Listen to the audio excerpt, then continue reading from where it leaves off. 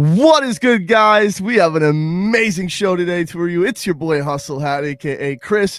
You're tuned in to today's episode of Saloon Sessions. You know, we got all the guys here: Mojo from Saki, Geraldine from Sonex, Kai from Keo Finance, and it's going to be really good. And obviously, our boy Sleazy. Come on, we can't forget him.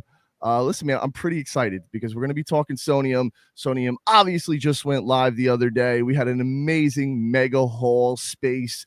And there's some incredible projects and people just in general building in this space. And I'm really excited to dig down and to let you guys learn a little bit more about it as well. How's everybody doing today? Yeah, I'm doing great. And actually, I kind of, excuse me for going first.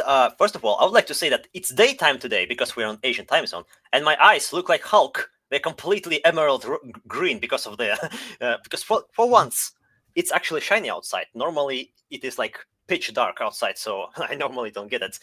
And yeah, we got to start with a little bit of a roast session. The reason we are late is that unless I put something on this guy's calendar, he doesn't remember it for shit. Point the other way. I'm on the other side. Really? Well, it's the other no, way. Huh? So really? so now, so yeah, that way. So I'm over on my screen at least. Well, maybe on your screen, I'm the opposite way. On my screen, you are this way. Oh, well. Okay. Well, there you go. That way on mine, you're pointing Mojo. So yeah. Either way, the guy has like severe ADHD. Unless I remind him like half hour in advance, he doesn't remember anything. Okay? He does. Like if I show you my calendar, it's absolutely nutty. I mean, 1,000 calls a day. It really is ballistic. But anyway, that being said, yo, what's up? Shout out to some of the guys in the comments before we start. We got Perry. Thank you for tuning in today, Perry. You're as awesome as always. Mojo, yo, man, tell us a little bit about yourself and Saki. Let's get a little introduction going. Where is your Saki, man? Oh, yeah, that's my Saki, man. Where's the Saki, baby? We get a little bit of the side. There we go. Hidden inside. Okay, but does it have Saki logo on it? No. We'll get him one. We gotta get him. Saki logo on it. Nah, he's gonna get one. That's in the making. All right, so go ahead. Yeah, tell us a little bit about yourself and Saki Finance. I know you guys are one of the Spark winners and all that good stuff. Yeah. So maybe I'll tell a bit about myself first. So like number one, my name is Mojo. Yeah, so like I'm with Saki Finance. I'm the head of growth. So like I'm the one running the social media account, etc. And then like going out to chat with people, have to build the relationship between Saki and other protocols. So yeah, so Saki is one of the Soneium Spark winners. Something that we pride ourselves on. So like we do believe like there's a lot that can be done on Soneium, and then helping people in the DeFi space. Like everyone coming on board is probably mainstream users, and they have probably not touched DeFi before. So like we are thinking of how to simplify stuff, even having like so like AI agents are the things that people are talking about. So like AI agents, what we could implement on Saki is like a chat box to allow people to execute transactions, and then from there, these transactions can be just as simple as a one click, and then everything goes through. So Saki is working towards some form of AI integration, and then like what's coming up is probably more asset listing. Like I'm not so sure if I'm allowed to say like USDT is probably something that we're going to list soon. Hey. Yeah. So nice. Yeah. Also like for people that have been supporting us on Saki, our socials, like the reward system is coming in future. So like I foresee it somewhere in February. So like the first thing that's going to happen is definitely a mint together with Posse. Like Posse is definitely working with us to mint our Saki NFTs. Yeah, Iha, hi crypto grandpa. Okay, so that's actually Kevin. Yeah. Hi. When you say Saki NFT, does it mean that you can exchange this NFT for a bottle of sake? Oh, that'd be great. Unfortunately, that's not the current use case. So like the current use case is actually to have fun at our protocol. So like I cannot use NFT to drink some sake in real life. We'll work on that. That's going to be a part of the perks coming forward. Something in future, like something we can talk about, like monthly raffles of a sake bottle. That you never know what's going to happen, right? That's actually a pretty cool idea, man. Get your own like white label. Crypto socks, like crypto socks that you can exchange the for a pair of socks, but you're not going to the same with sake. That's disappointing, man. Like that's a real shame, man. I'll print one just He's just for you. He'll make sure you get one for you. So let's move on. And what we'll do is we'll get into some questions and we'll do a bunch of things and get a little bit deeper about what everybody's doing. Geraldine, you're next on my screen. So what's up, Geraldine? Talk to us. Sorry, I didn't realize that I'm on mute. So okay, I'll just do. You were talking all this time and we couldn't hear you. No, I was just like clearing my throat all this while, and I don't want to disrupt like Mojo and his vibes, So I have to mute myself. So anyway, just to keep everything short, I'm Geraldine, as you guys have mentioned earlier on, and to introduce to everyone, I'm Geraldine, the head of growth of Sonex itself. So as I'm also very excited to be here with all of you guys, Kyo, Posi, Sake. I mean, we have been speaking a lot, especially with Mojo, because we are basically based in the same country itself. But in any case, this is a very short introduction about myself. We don't need to talk about Geraldine at all, right? So anyway, back to the topic of Sonex itself. We are a DEX built exclusively on Sonex. Not Sonex, on Soneium itself. We're all about redefining the DeFi experience, not just with the cutting edge tech, but also on a focus, making it seamless and engaging for the users itself. So it's more than just trading. It's all about building an ecosystem where DeFi, GameFi, and even AI coming together to create something that's innovative and fun, which is why a lot of interactions with Posty these days. I think we just had a call last week, right? Or yes, was it? We did. It was awesome. Yep, yeah. We did. Yeah, Soneium is exclusively on Sonex, right? Soneium is exclusively on Sonex. They are already thinking of L3 or L2 here now too. It started already. She wants to launch an L3. That's it. It's all. Listen, man. L3 is enough though. We need more than that. L2s. We're running. Everybody's launching L2s like every few minutes. So I think next is going to be. I can see it already. People already. You want to hear something crazy? Really make you go nuts? I know people are already talking about layer 4s and 5s and stuff. It's pretty nutty. This space is getting wild. But that's whatever that means. Whatever. That's easy. It is. It's quite crazy because you can only handle so many off-chain. Well, besides, I guess getting a little too technical. I don't want to get too technical, but the reality is if you start bringing everything off-chain just to put it back on-chain, that's when things start getting weird. So like, you know what I mean? Like you're handling all these operations on side layers, and the next thing you know, you're pushing them back to the main layer. I don't know, man. I think it's going to get pretty wild. But anyway, no, you were saying, Geraldine, is there anything you want to add to that before we let Kai go? I'm good. I think that Kai will cover everything for me as well, because basically we're building almost the same. Not the same, but almost the same. Sorry, Kai. I mean. Okay, but yeah. Okay. Hello, but we know about Sonex. But who are you, Geraldine? Why? Oh, okay. I'm going to put you on the spot. Listen, man, you're awesome. You always got a great personality. You show up. You got high energy. Give us a little something. Give me a fun fact about you. How about that? We'll do that. Give me one fun fact. Fun fact.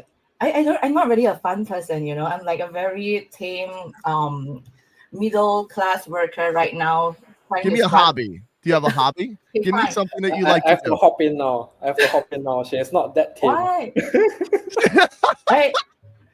Sorry, I have to defend myself. I am not the way Mojo said. I think Kai will be a better reference rather than Mojo. Mojo is terrible. We have to block Mojo for this. Gerald is pointing at me again now. I think you need to get her drunk on some sake. That would help. Sake. Well, so tell me this. We have to start blocking these two guys from all of my Telegram conversations. Like, no more Kai, no more Mojo. I think we just need like Posty. No more other projects itself. I love you guys. Listen, I'll tell you this. Okay, so what we'll do is we'll go to Kai, and then I'll give you some time to tell me one good hobby, maybe a fun thing. Something. You got to give me something. So maybe you like to, I don't know, maybe you crochet, maybe you like to chop, maybe you like to build something. Like me, I love music. So one thing I do in my hobby is I play music in studios. I'll record. I'll do stuff like that. I love music. So let's see. I think Chris' mic became strange. My mic? It's a connection issue. Sometimes happens. Okay. All right. Okay, go for it. Can you hear me now? Yeah, we can hear you. It's just a little weird, but yeah, just keep going. Okay, go ahead. I'll let you guys go. Somebody else. Go ahead, Kai. Okay. Yeah. By the way, great video. Intro video is really nice. Did you made all the maps, or is it part of the game, or is it just a video? Yeah. Yeah. Yes, It's like it's really. it's the real game. Yeah. So it's actually part of the Wow. game. It's a massive Nice. open world game. But I appreciate it. Yeah. Yeah, thank you. How's the mic sound now? I did a couple Yeah, corrections. it's clear. Yeah, All right, it's nice. perfect. Go ahead. Right. Go ahead, Kai. Yeah, thanks for inviting, and it's really nice to talk in small group and doing a casual talk. Like this week, like there are like tens of NFT AMAs and several calls. It's really hectic. There's one tomorrow. Since we have tomorrow, I have like 2 to 3 AMAs, and it's crazy. Like, and I actually repeat everything like every time. It's quite similar. Introduce myself, introduce my like project, and I'll talk about a vision. So yeah, I think it'll be a good chance to talk in more in depth with specific topics, or have some like casual talks that were interesting. Like you said, the meme coin craze yesterday on Soneium, like that. Yeah, it'll be a fun time, I think. So let's talk more. And yeah, I think I skipped my intro. So GMJ, I'm Kai, one of the co-founders of the Co. And co-founder is Lexonics is a DEX, Spark Winner DEX with Vodastro tokenomics, meaning that platform fees are accrued toward the token holders through the voting activity. So token rewards are also distributed only through a holders action called voting. So it is quite decentralized platform, both in terms of liquidity and in terms of emission. Before the VDAX is like centralized entity like team had to like set specific multipliers or specific emission rate for the pairs, but now everything is optimized and only decided by the financial incentives for the token holders, which is what Web3 spirit should go ahead. So that's what we're doing, and we're maximizing those effects through real-time voting and real-time reward distribution and real-time bribing, so that you could always stay optimized. And we're even automating those optimizing process. Yeah, of course, we haven't done our TG yet, but yeah, that's the basic concept of us. And yeah, let me talk more in the later of this AMA. Yeah. Well, Let me keep it short. All right. Thank you. I appreciate it. No, that's great. I mean, the idea is this, man, give everybody an opportunity. There's really no set, format in stone. The reality is it's a good opportunity to get people to get to know you. I know there's a lot of people, like we have almost 100 people already tuned in right now, and it's going to get bigger on average. We'll get like 300 people in here, and it's good to feel like it feels natural. Like people are able to have a conversation, get to know you guys and understand what motivates us. And all of us, I think why we're here. I think there's something deeper here. Like, yeah, it's a job. Yeah, this is what we do. And it's the thing that we're building, but a lot goes into this, the heart, sweat, the blood, the tears, like you name it. When you're building something in Web3, the unique thing about building organizations in Web3 is it's a very intimate process. You're very connected with people, you're working with other people. And at times, like it could be, like you said, man, you noted one thing that I think is important. It gets hectic. It's one of those things where it's constantly something moving. That being said, I would like to continue actually with the segment of hobbies. I'm gonna go second because Chris has named his. I actually kind of also like music. In fact, today I stumbled into one interesting music that like with a bass voice, because I like singing in bass. Hold on, I'm actually gonna sing it. Like I found it like 2 hours ago. Like, oh my God, Sleazy, what are you're killing me. Paul Bunyan. I don't know if anyone knows the song. No, I have no idea who that is. Okay. With my double blade axe and the hobnail boots, I go where the timber stall. When there's work to be done, don't mess around, just sing right out for Paul. We couldn't even hear singing. What great AMA. I've never seen these. Listen, I told you, man, we get a little bit crazy. It's the Wild West here, man. There's a Wild West for a reason. And that's why people we just have like 30, 40 more people jump into space. It's people love it, man. It's singing. It's great. It's the reality is people want something. They want to see something they can connect with. That's the fun part about it. People connect with experiences. They connect with others, with them, especially all the weirdos. All the stuff that we have out there. Everybody's got their own personality. And Sleazy, you're the man. That was awesome. So Mojo, bringing it back to you. So you guys over there at Saki, you win the Spark. What's your hobby? First, let's start with your hobby, and then I want to ask you a particular Yeah, question. we need your hobby. Like we're not letting you off here. Okay, what's your hobby? Yeah, You could be so a like, trader. Maybe you're a trader. No, Anything. I'm not a trader. Like, yeah, I'm a degen. I'm a degen. I do trade meme coins, but my hobby would be so I used to love to run, but I got some injuries. But I still run and jog. And I go like for that. long distance. Yeah, long distance workout. All right, I like that. That's a good one. Okay, so let's jump into the question. Then we got the comments flying over here. Mojo is the party. Okay. You see, so Mojo, everybody say, "Oh yeah, you're bringing a party today, man. You're bringing a party." Yo, Okay, fun fact about Betty. Like he's an ambassador for like 3 of us here. Oh, I know. It's Yeah. Yo, Sonics, I think you, Geraldine, I think you should also onboard him as an ambassador. Then he can be like full pack here. Full bag.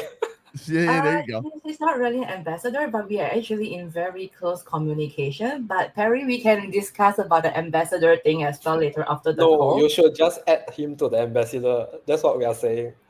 Oh wow. Okay. I thought I would just add him to the team instead of the ambassador.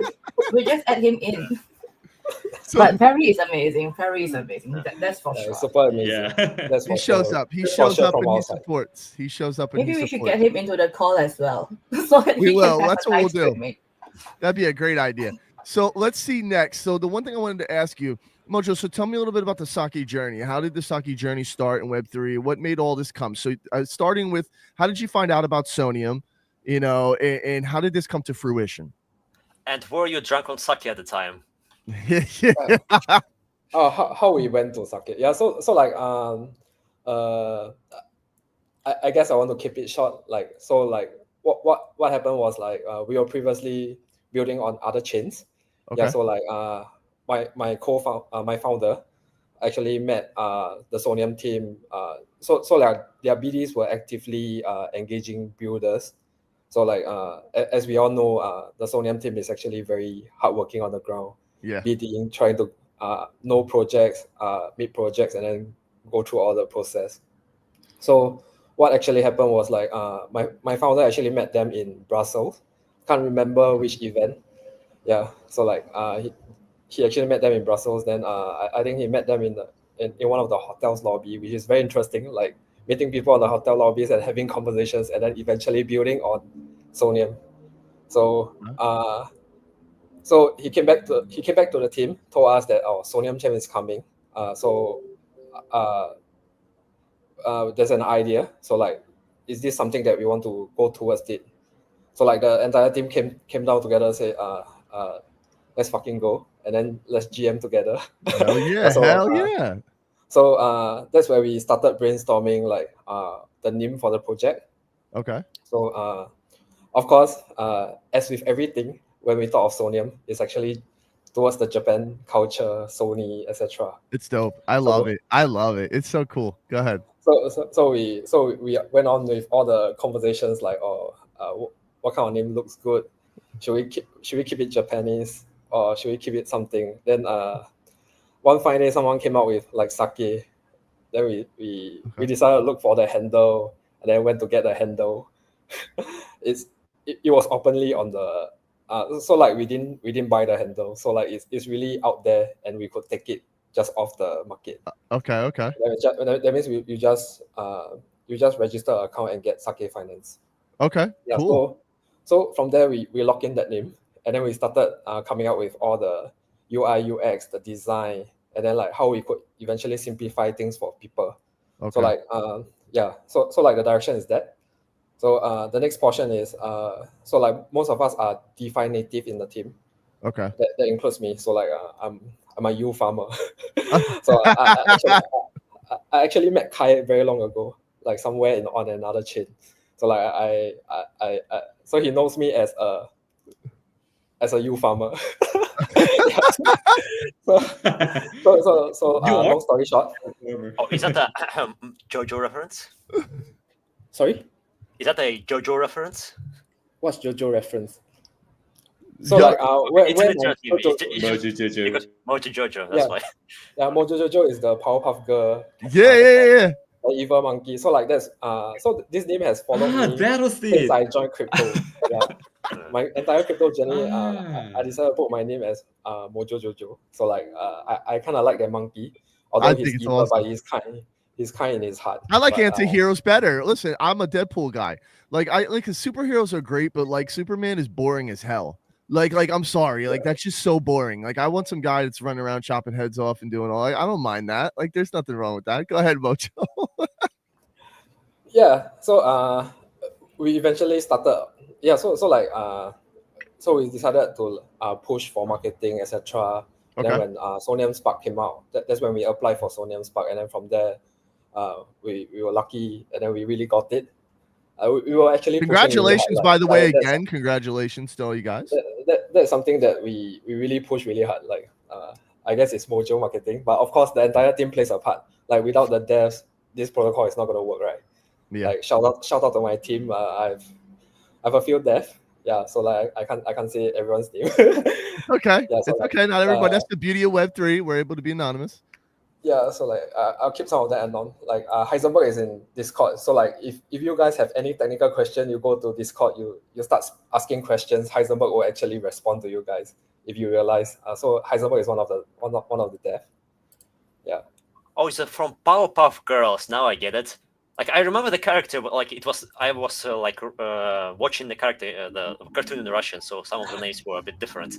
But yeah, now I also saw that animation when I was young, but little, but like, didn't remember it.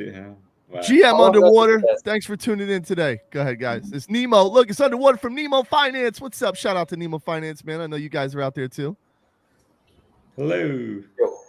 So okay, that's actually so that to keep it moving. No, that's actually really cool. I didn't know all that. I think it's great that you guys like came in there. You had some. So what I got from that is obviously we had some experience in the space. You guys you've been doing this a while, so you kind of know the vibes.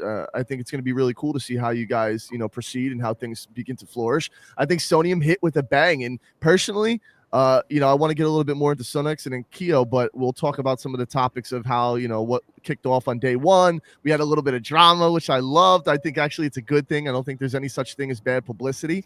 We had some comments from Vitalik and a few other big noteworthy names within the space.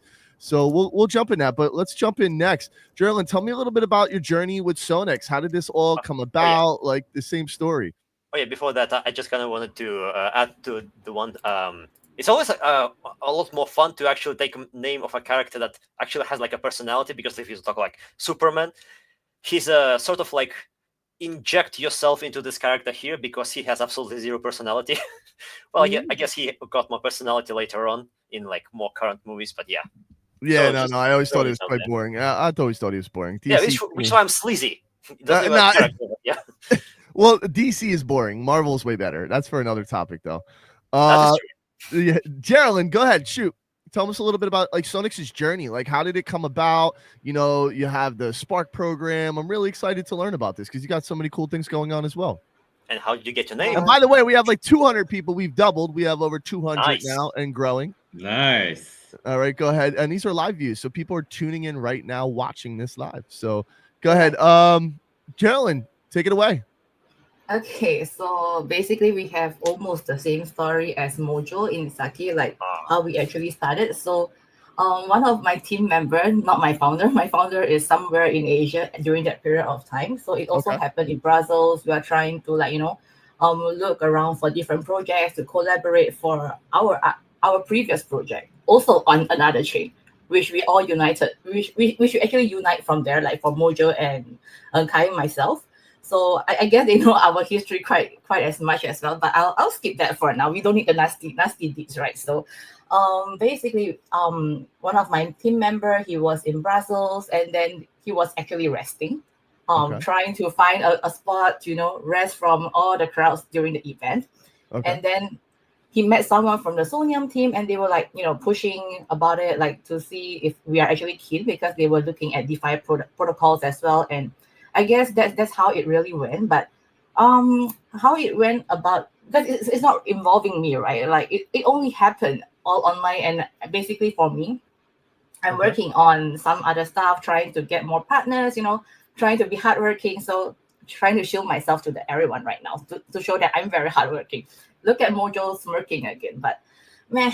But anyway, so it came very last minute that my boss Kai actually came to say that there's this opportunity and maybe we should go for it because like there's this Sony thing, right? And I used to be from Web 2 instead of just jumping into Web 3 directly. I came from a very big MNC that is in the beauty industry itself, like even retail. So okay, cool. I actually love Web 2, like how I advocate for the different brands, and I actually specialize in brand marketing itself. So there's a good thing you told us something about. That's awesome. I didn't know that. Yeah, I'm trying to share a little more. So I'm glad that you. So what's the best makeup product? So what's the best makeup product for men? Yeah, but wait, how do I look prettier? Yeah, tell me. I need to. Yeah, how do I look prettier? Like I'm getting older, man. Like I need some help here. Help me out here. What do I do? What do I use? I don't want to be slamming the chat, because like we want you to be pretty. I will shave your beard, but you have a good beard. Good. I love You're forcing this on me. You're just making me. But it's okay. I think that your beard is amazing. But if we want to look pretty, maybe I still like your beard, so it's fine. We can skip that. But I think for men's makeup, probably BB cream. I'm not certain. I'm not certain. That works. We'll run with that. Go ahead. You can continue with your story. I'll get you some skincare when you finally get to Singapore or Asia Pacific. That would be awesome. You know what? I'm gonna hold you to that. Yeah, come. And Mojo has to get you a sake. I'll get you some amazing cosmetics and skincare. So we can definitely look into that. But how Sonex came into play is more of a wordplay itself. It's of course definitely we have Sony, Soneium, mixing them together, but we also come into like the wordplay of so what's next. So basically we're trying to envision the future. So there's a lot of playing of the words, and even the logo itself is more of like trying to get in the Japanese vibes, with the cranes, origami crane and all. So if you actually notice our latest Twitter account, because we have gotten suspended, so if you guys want to follow me, it's so next, because I was listening to Britney Spears at some point. So it just came out very randomly. But yeah, there's a lot of wordplay within our team itself. So which is how it actually came to that. So what's next? And oops is so next. So oops is Britney, that kind of stuff. That's actually really cool. Damn, guys, we're approaching almost 300 people now. No, it's really cool, man. I think that's a great story. I was wondering that. I was going through the timeline. So once I saw the account, and I'm like, oh, because this happens in this space. Like once you're growing your account and you're scaling it, and even organically, I mean, it's not much you can do. Next thing you know, the algorithm might pick it up, and then it's like, oh, well, we're gonna flag you for something stupid. Elon, he likes to pick and choose. I always say that with like looking up, just in case like a thunderbolt hits me, because I feel like Elon has his eyes everywhere on this app, which is great. He's the man, though. But I will say this, I think the account is cool. I think the new approach that you guys took with the art, just in general, like it's like very memey, it's very culturally, it's really cool. So I definitely like it. I enjoyed it. You actually enjoyed that. Sorry, I actually love it that you enjoyed this meme character. I'm not really enjoying it too much, because like I have to be like, oops. And it's too much but everyone is buying it and they love it, and I have to continue doing it. That's the vibes. That's the vibes, man. That's the vibes now. I just really post that like I recognize myself as meme something. That is actually Sorry. No, you're good. But we should have followed Saki. Listen, so you guys, you're used to formal, and there's nothing wrong with that. So this happens. We see it all the time within this space. So somebody told me something yesterday. I was having a really great conversation with our CTO, Nick. And Nick is awesome. He's worked for EA Games, all that. He's a heavy hitter. And we were having a conversation about just like, I forgot what it was. It was something simplistic. And he's like, bro. And I'm like, what? He's like, get the fuck out of sales mode. I'm like, what do you mean? He's like, every time, like, he's like, sometimes, like, he's like, you get caught up in the sales mode. And it's like, you forget how to have a normal conversation. So sometimes it's really, we're so busy in this space all the time, like growing the company and doing this, that you forget about the little things that make you who you are. Like, because it's those little things in life that make this whole entire journey we're all having worth having. It makes it special. So like sometimes like it's great you jump on a big ass AMA and you're having conversations, but it's even cooler when you can jump in a group of people and it's okay to be uncomfortable. Like you have to learn how to become comfortable with being uncomfortable, and that's how you grow. So like being on these types of calls where maybe we don't always know the right thing to say, maybe we don't always know like what's going to happen next, but that's what makes it awesome. That's what makes it fun. That's what makes people like engaged. Like the things when I used to play music on stage, one of the things that I learned from somebody who's very close to me, my mentor, shout out to Dante Cluccio. He was like a touring bass player with Ozzy Osbourne in the 80s and stuff. And he taught me something really valuable. He's like, you know, I used to get really nervous. And he would say, listen, when you're playing on stage and there's a bunch of people watching, he says, if you miss one wrong note, he said 90% of those people are not, they're not like, you know, trained musicians. They have no idea. They'll think it's a part of the song. Like they'll have no idea. It's the same thing when you're vibing and you're having like these types of conversations and you're just chilling. Nobody knows. It's just being yourself. So I think it's really cool that you shared all that stuff. I think it's really cool that everybody has a little bit of that. So Kai, I want to hear more because I know, you know, Keel's got some crazy stories and you guys been around a while too. Tell me a little about like yourself and your journey and how this all came to fruition with Sony, etc. Oh yeah, before that, I kind of wanted to ask this question. How do you get sake in a non-Japan country? Like, is it like, do you have to like order it from a special Can you get store? it? Yeah. He said, can you buy it? And Yeah. So like I think there are a lot of Japanese restaurants in Singapore. So like it's available at most of the places. Even like so we have those kind of commercial shopping mall where they actually sell Japanese imported products. That's really cool. We have that too. We have that here in the US over here. We got a bunch of cool ones too.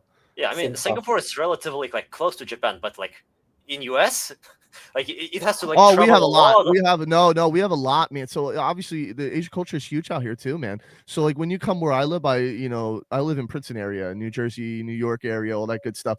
So a lot of what we have out here is like also big ass shopping malls. And they got cool shit in them, man. They have like, you know, dedicated stores to different culture things. Like we have something called the East to the West, which is a really cool store. Like they got a lot, man. It's not like people think. Like, you know, you always think about a culture or an idea of something until you visit and you're like, oh my God, this is nothing of what I heard. That's why I try to stay out of the politics and everything you see in the media. That's just a way to capture your attention. That's really all it is. So they can funnel your attention to where they want it. It's like a control mechanism. So like you have to ignore a lot of that stuff. Most people out here are mad chill. There's nobody being like, oh, you're from here, go back home. No, people are mad chill, man, by me. Like it's really diversified. It's really cool. There's a lot of great people from all over the world. That being said, Kai, go ahead, jump in. Finally. Yes. Yeah. I'm excited. I think all the builders on the Soneium have a similar experience about project by the BD team of the Soneium, which is really great, and they're doing their job really well. Actually, they haven't brought like random teams, but they've really selected good teams to build the Soneium. So that's why like most of the builders on the Soneiums are really dedicated and doing really well. I think and that's a strong feature. You have a line team. Actually, I've talked these on yesterday's AMA as well when there was Sota and the rest of the team. But there are a lot of chains, like 50 chains, and not all those chains have like aligned teams, and the core members are not always like dedicating for long time. But here in Startail, like the core members and founders haven't changed for years, and they have a strong vision in like to make these Web3 to go mainstream, and they're now finally realizing it in company with a global corporation, and they're really like, we feel that they really have a strong strongly motivated, and they're pushing this really hard with all the ecosystem. And whenever we need something, they really support really well and connect us to all the necessary teams, especially infrastructures and like partners and like tokens, like LST, RST projects, everything. Whenever we need, they always make some way to introduce and make the deal. So it's really nice. They're supportive in every way. So yeah, I'm very bullish on that side. All the members of the core team are aligned, and all the partners are so great. They're not they have a vibe, especially Prusa. You have vibe, and they're so helping. Not that like what should I say, like closed. Usually most of the projects are very close, but here like everyone is helping out each other and like showing together to make this into like one ecosystem and go forward. We have a similar like goal to make this chain great, and yeah, of course that is good for us as well. Yeah, so that's what we do. Let me get back a little bit about Go. So yeah, we've been building this for a while, and what I felt as an I also I'm also a DJ and LPs a lot on several DEXs, several ill farm or landing or everywhere. I really actively do on-chain transactions, and as an LP, I also feel that when I do like free trade liquidity, it's quite hard to handle with the ranges. It's easy in volatile market situation. Even you're helping in Ethereum USDC, for example, when Ethereum goes up, you might face some loss due to like impermanent loss or loss versus LBR, and these are like fundamentally originated by the arbitragers,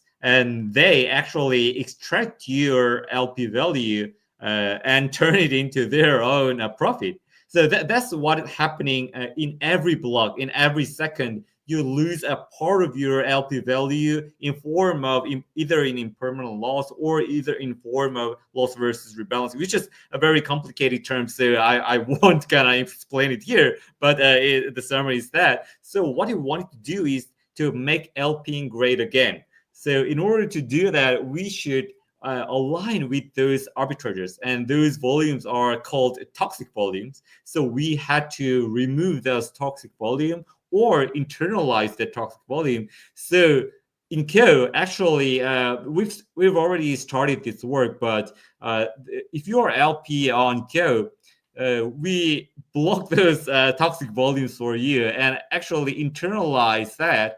And there will be a separate tab in the later phase. There will be a LP revenue payback tab.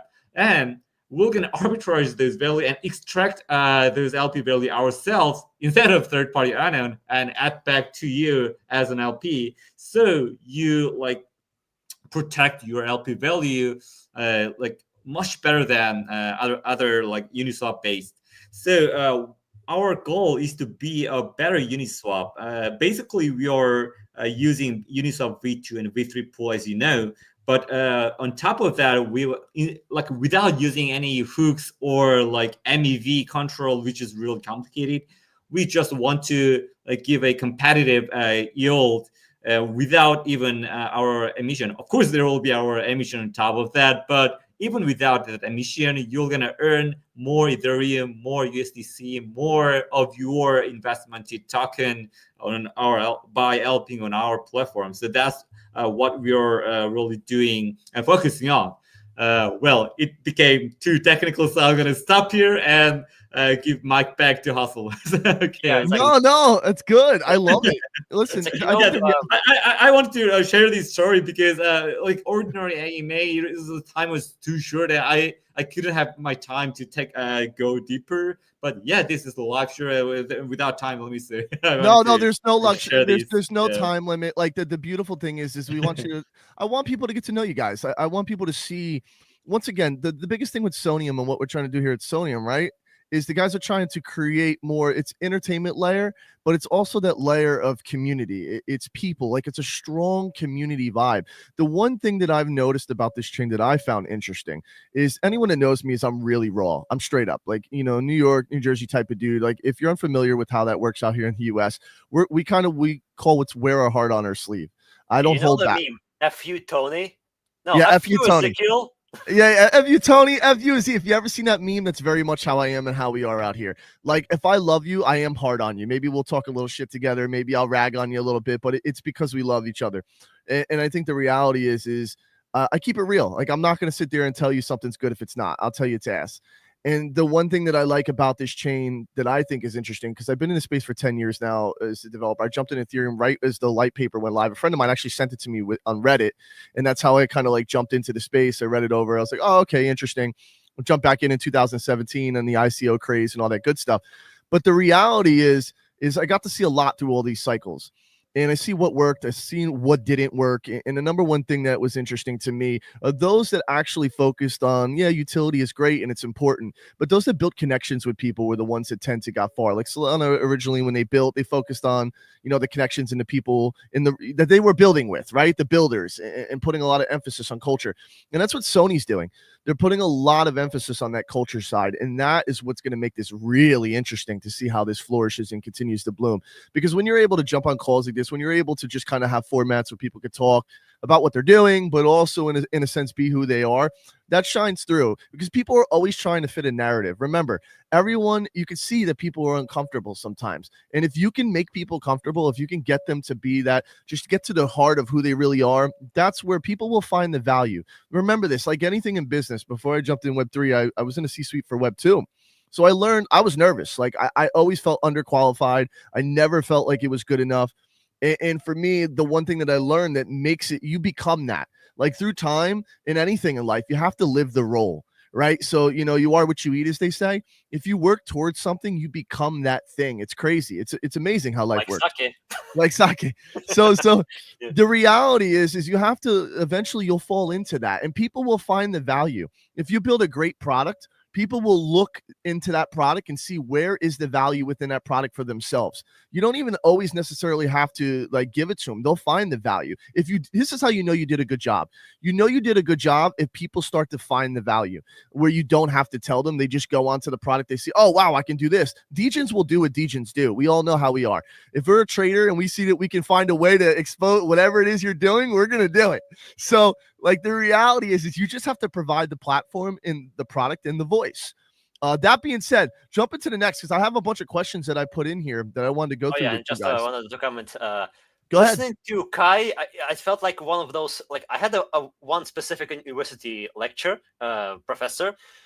We had to get to university at like 7:30 in the morning, and he was like so energetic about everything. We're just dying, wanting to sleep, and he's just we call him. It's like a thing in Catalan. It's called plugged in, because like it's like literally plugged into the power outlet. There's so much energy, and meanwhile we're like, then Kai is great. Kai always has so many interesting things going on. I know the fact that he's also was a past developer as well, for those that don't know.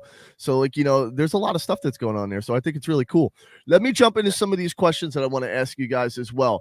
So we covered some inspiration, we covered introductions, we covered team and background. Let's see, project and impact. We covered a little bit of that. Let's talk about the more nitty gritty. This is the thing that I think people want to see as well before we jump into what was going on with Soneium the other day. Challenges. Let's talk about some of the challenges that we all faced in this space. Mojo, what are some of the challenges that you think that you guys faced in Sake? And you could talk about how you want to overcome them as well, if you want to throw that in there. Yeah, so I guess like it has. So like we are building a DeFi protocol. So like when it's DeFi, I think a lot of people don't actually understand how you could actually use. We just hit 300 people. We just hit 300 people, by the way, guys, nice. And we're going over. 300. Nice. Let's go. I'm pushing from my personal account also. Yeah, so like yeah, it's all Mojo.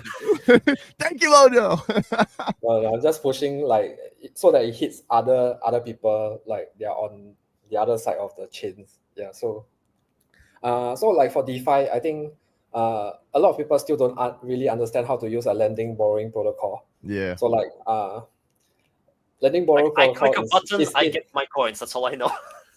yeah. So like most people use it that way. I just want to earn some yields. I deposit there. But of course, look at the current stage, if you go to Sake, okay. You look at the deposits. The yields are not huge. Okay. The borrow rates are also pretty low for some of the tokens. So like this is the perfect opportunity that you could borrow and leverage on even LPing on Sonex, Kyo. I want to call him Kyo. So like Evers have problem pronouncing our podcast. We should rebrand it. Oh, damn. He's killing us in Tokyo. It's probably my fault. Yeah, so like there's so much things that you can leverage on, and the risk is pretty low. So like if you borrow A star, which is currently at 0 point something, so that borrow rate is 0 point something, and you actually go and LP, you actually go and stake it on be it VA star, be it Nemo. Okay. You're actually getting a yield of like 20. I can't remember the exact number. So like it's either 15 to 20%. So imagine after a month, let's say you need to take money out, you can just take out, and then you can unstake, and then like you come and repay. You're actually making money. So what was the challenge with all that? Yeah, tell me about the challenge with all that. People do not actually know all this. Yeah, so like for me, it's about educating our users, like users who have never really touched DeFi in the past. Like I think as a new chain and you're building, there's bound to be such people. So like this is where you start sharing, and then like there are also people who are first. So like I think a lot of people are actually using the Polkadot wallet. Okay, yeah. So like I think some of them face issues like bridging when the RPC were not working so well. So like that's where we come in, and then we tell them like maybe you can try a separate wallet. Like more of this is all good stuff. Yeah, this is good stuff. Do you think people are scared? I have a question in regards to that. I have a question in regards to that. So the number one thing I see in this space a lot that it drives me nuts. I hate it. It's okay to not know everything, right? Like we all are educated. We all like I did computer science, economics. Like we all know stuff, like right. But you can't know everything. Everybody always wants to know everything, and I think people are scared to admit that they don't know something. Do you think that there's a problem with that in Web3 where people feel the need to have to know the answer, and if they don't, like that's a big thing that I'm encountering a lot. So I want to know your opinion. Do you think it's okay for, how do you feel about that just in general? I think it's okay to not know something, but it's not okay to say that so like if you don't know it, it's good to ask. I agree. Don't keep quiet and then get everyone in trouble.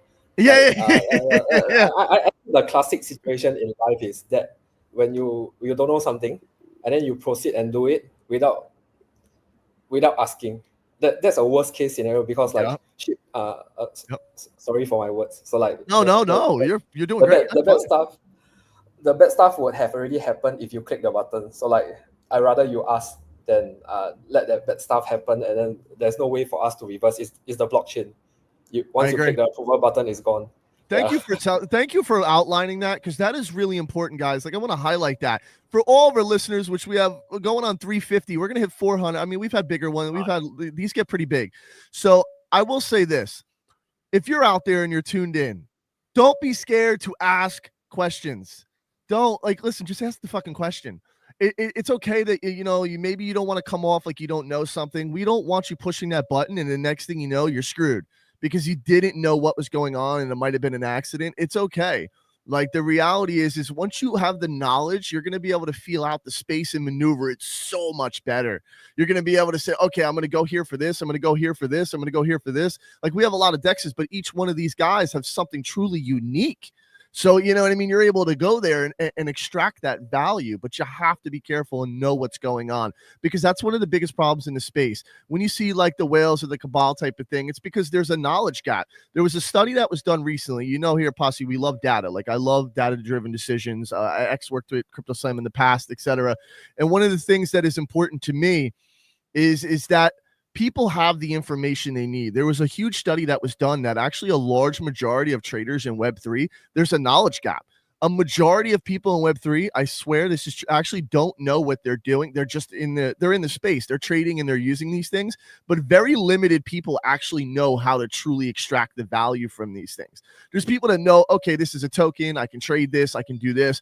But how like lending protocols, perps, and all this stuff actually works, very few people understand the actual financial aspect of that. But okay, cool. That is really cool. I want to propose the same actually question to you, Geraldine, over at Sonex. I want you to tell me what are some of the challenges that you guys have faced. Tell me a little bit about that, and then obviously maybe some solutions and stuff like that. What do you have to say about similar thing that we just talked about with Mojo? Yeah, pun intended, faced. Yeah. Okay, I'll just be a little bit more serious on this question itself. Okay, So I'll be perfect. more slow and calm No, it's fine. It's my fine. responses. I think that one of the challenge that we actually meet is, of course, with the time crunch itself, because like with all the projects that are already building on Soneium itself, they are already like they have advanced so quickly, and we are actually not really building as fast as we can. So there's a lot of pressure that is coming from here itself, because I'm actually like going on to my product team, probably being a pain in the ass. But of course, like we are also like trying to ensure that we are scaling at a good level, making sure that everything is stable, making sure that it's secure for all the users itself. So right now, although we are not scaling as quickly as a lot of projects in the space right now in Soneium ecosystem, but we are really very focused on security at this point to ensure that this is something that we take very highly very seriously on. Sorry. So I think that is one. And secondly, I think that coming from Galaxy itself, I used to work in the questing platform. So managing growth has been something that I've been doing for a couple of years, right? After the Web2 saga. So after COVID, I actually joined the Web3 space. I joined like NFT, I joined GameFi, questing platform. So basically, when we actually joined Web3, we started with zero experience. We started from ground zero. We learn as we go on, like when the project goes on, right? So when it comes to Soneium, everything is starting to feel okay. Everyone has the experience, okay, like the other projects, the co-workers that we actually work with. But I think the community is a bit different for Soneium itself, because we're trying to engage more Web2 users and bringing everybody on board. So in this case itself, there are some people that do not really have the knowledge, maybe not the knowledge, they do not have the same experience that we have, because we learn on the go. And these people, they are new, they want to explore the same thing, but we tend to forget that there's a lot of jargon that they may not be used to. So the degen languages may not be something that they are used to, and this is something that we tend to forget. So there's a lot of ways that we actually have to bring these users on board, like, to bring not this into a normalization. So I guess this is still something that we haven't really found as the same level, to bring everyone together and to progress together in the Web3 space. I believe that this is something that will progress definitely, and we can bring everyone to the same page and speak the same language. But that is still like, work in progress. I believe that it is still a challenge. I want to ask you one particular question about all that. And that I think stands out to me. What do you think is the biggest lesson? So moving from Web 2 to Web 3, it's a big transition. People don't see it that way. And just for everyone that doesn't know, I always say this all the time. I think it's good to define that. For those that don't know, that are older like me, you remember Web 1. What was Web 1? The idea of Web 1 was to be a decentralized internet. What made it Web 1? It was just obviously 1.0, the internet, the advent of the internet. Netscape was really big, Ben Horowitz, all those other guys. And then moving into Web 2, which was the social media era, which was more centralized. For those that don't understand, that was kind of like the Web 2 era, MySpace, Facebook, etc. Then moving into Web 3. That being said, now that we've defined that, what are some of the biggest lessons, or the biggest lesson that you've learned from the transition of Web 2 to Web 3? Like, what was the biggest lesson? It could be anything in general, but one that you feel like you learned through this experience. I think I think I can't really say that it's a very big experience itself, because like from the experiences in work that I get through my entire career for Web3 itself, because like I got into Galaxy, right? Like what is one of the biggest project out there that is doing the questing for the different projects and helping to scale and do quests. So there's a lot of times when we actually have the calls with the different projects, they will actually teach you about what they do.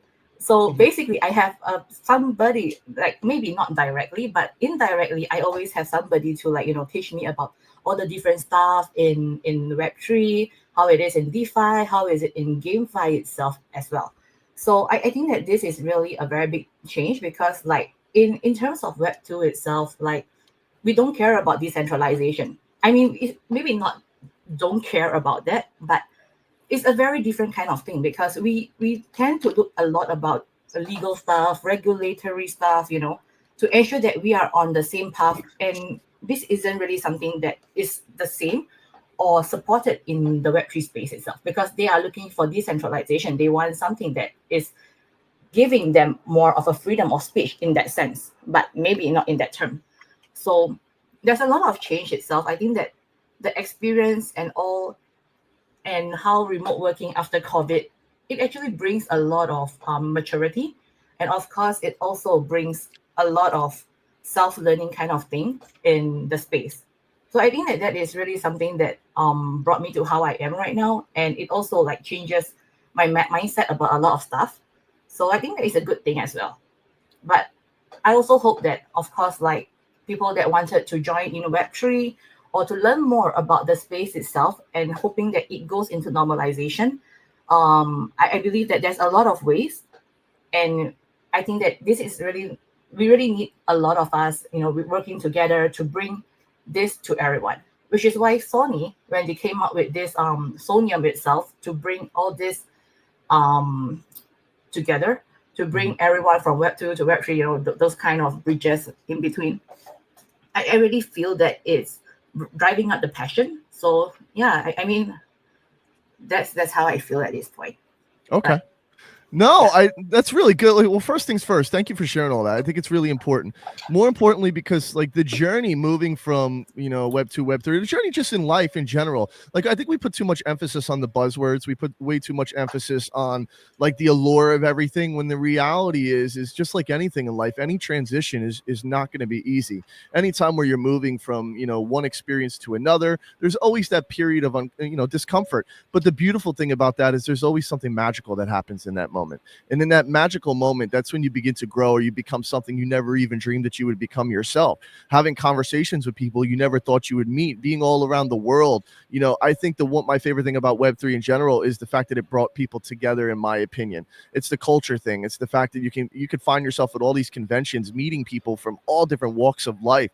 So coming from one transition to another and sharing your experience and your challenges with that and the things that you learn, I think it's extremely valuable. And now that we're approaching 400 people, I'm hoping that now that somebody out there can, when they hear that can help them in their journey, or maybe motivate them when they're coming into the space, because that's the most important part about all this as well, is figuring out ways to not only develop products, but to improve people's life just a little bit, maybe just being a little bit better than we were yesterday. That being said, moving into Kai, I wanted to talk to you about this before we wrap up on our final subject.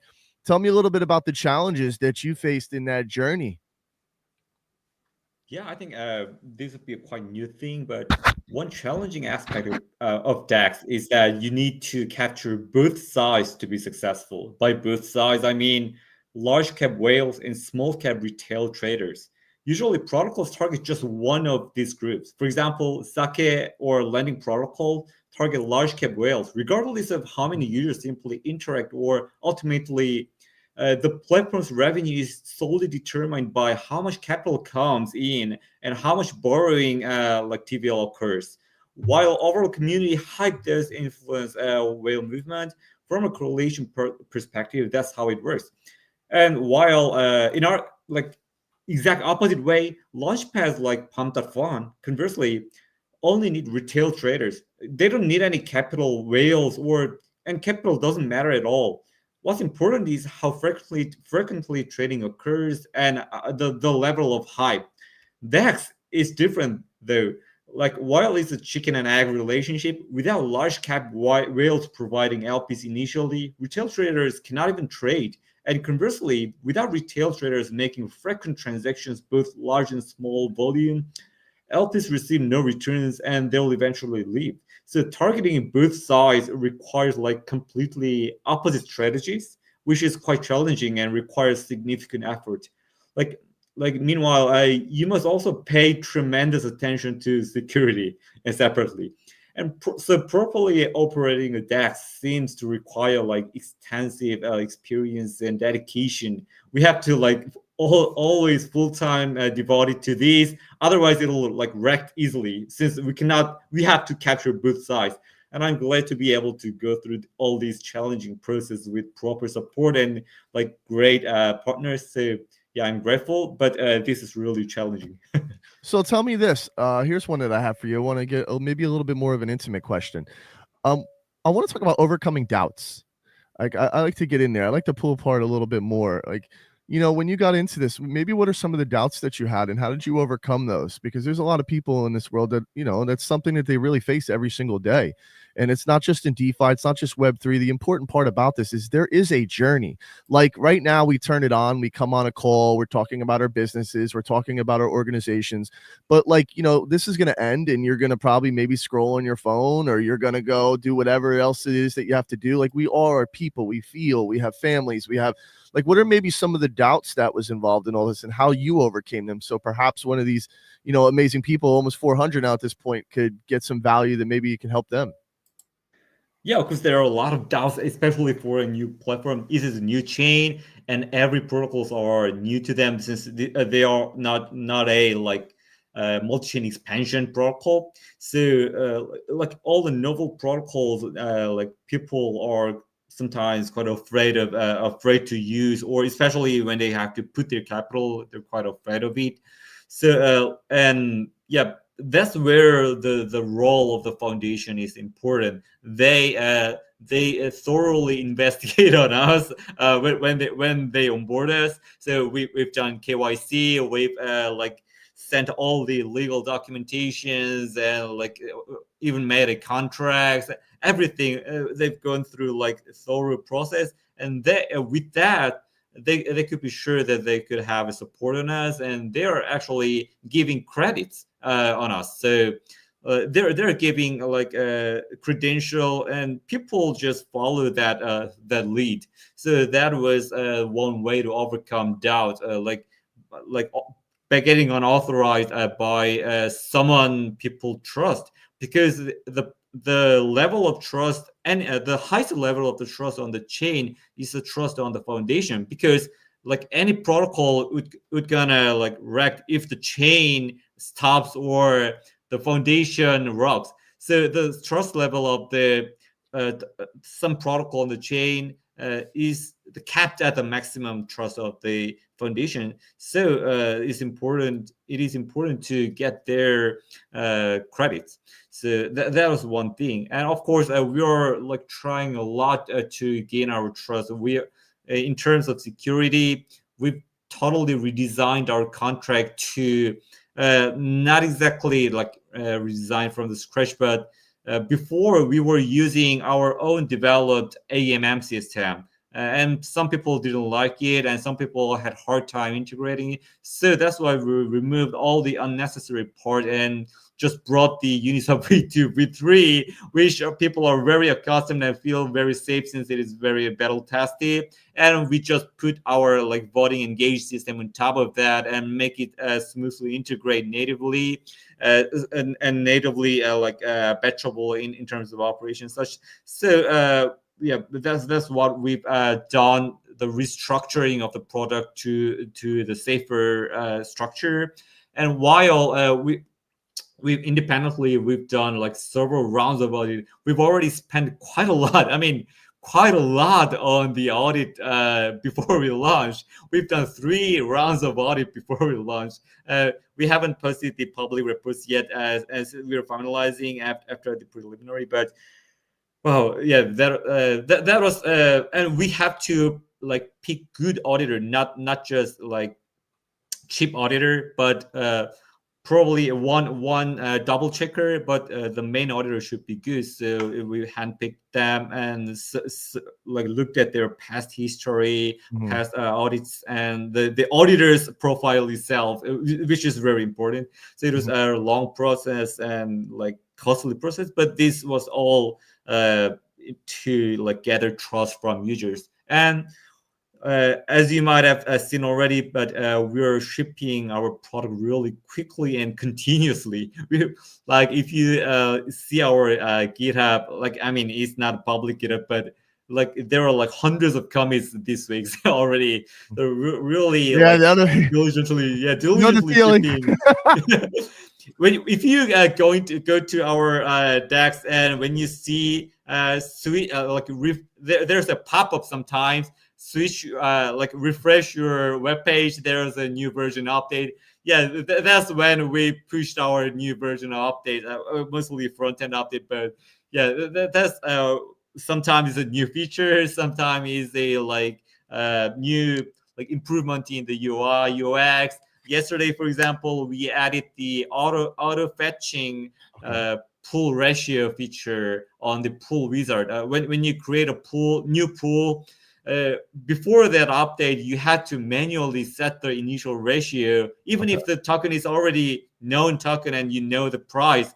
So it was really a difficult job, and if you do it wrong, it's disaster. It's quite hard to fix the ratio. But now after the update, we auto fetch the ratio, so from that you could meticulously change if you want. So it like quality of a live update for other partners. So I like that we are updating quite frequently, and currently adding a mint button on the pool page for the risk-taking or LSTSS. Like, for example, we're currently adding a VAstar and mint button and directly on the pool page, so that people don't have to go all the hassles on the going back and front of a third-party page. So we're just integrating it natively so that they could stay and don't exit during the process because they are fatigued.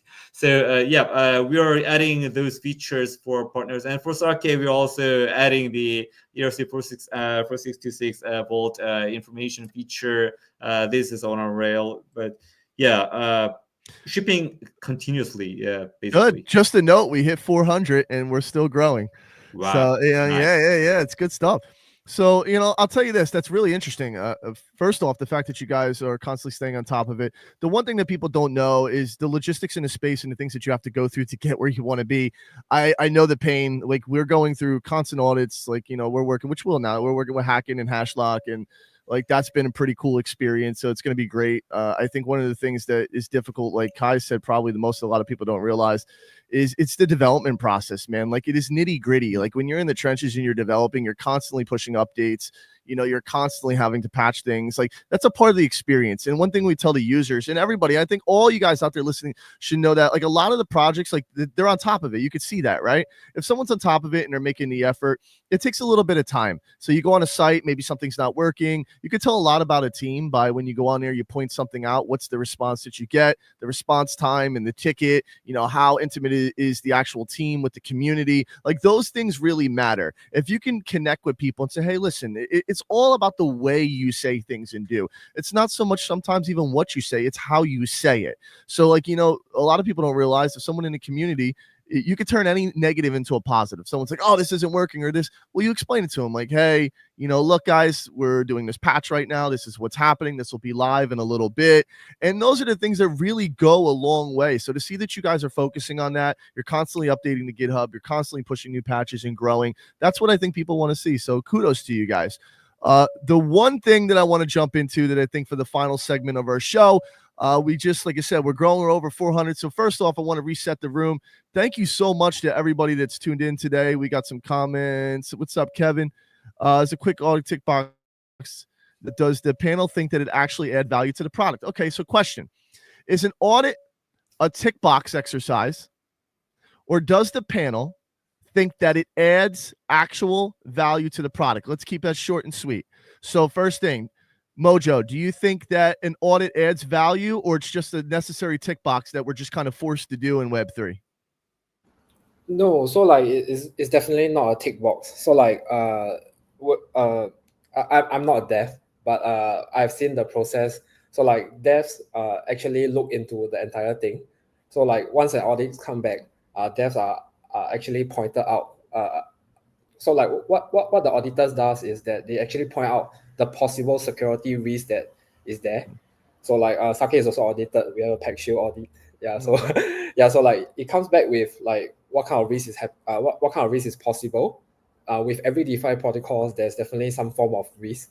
Like Okay. there's always other projects that they go through audits, but things still happen because like they let that comment go.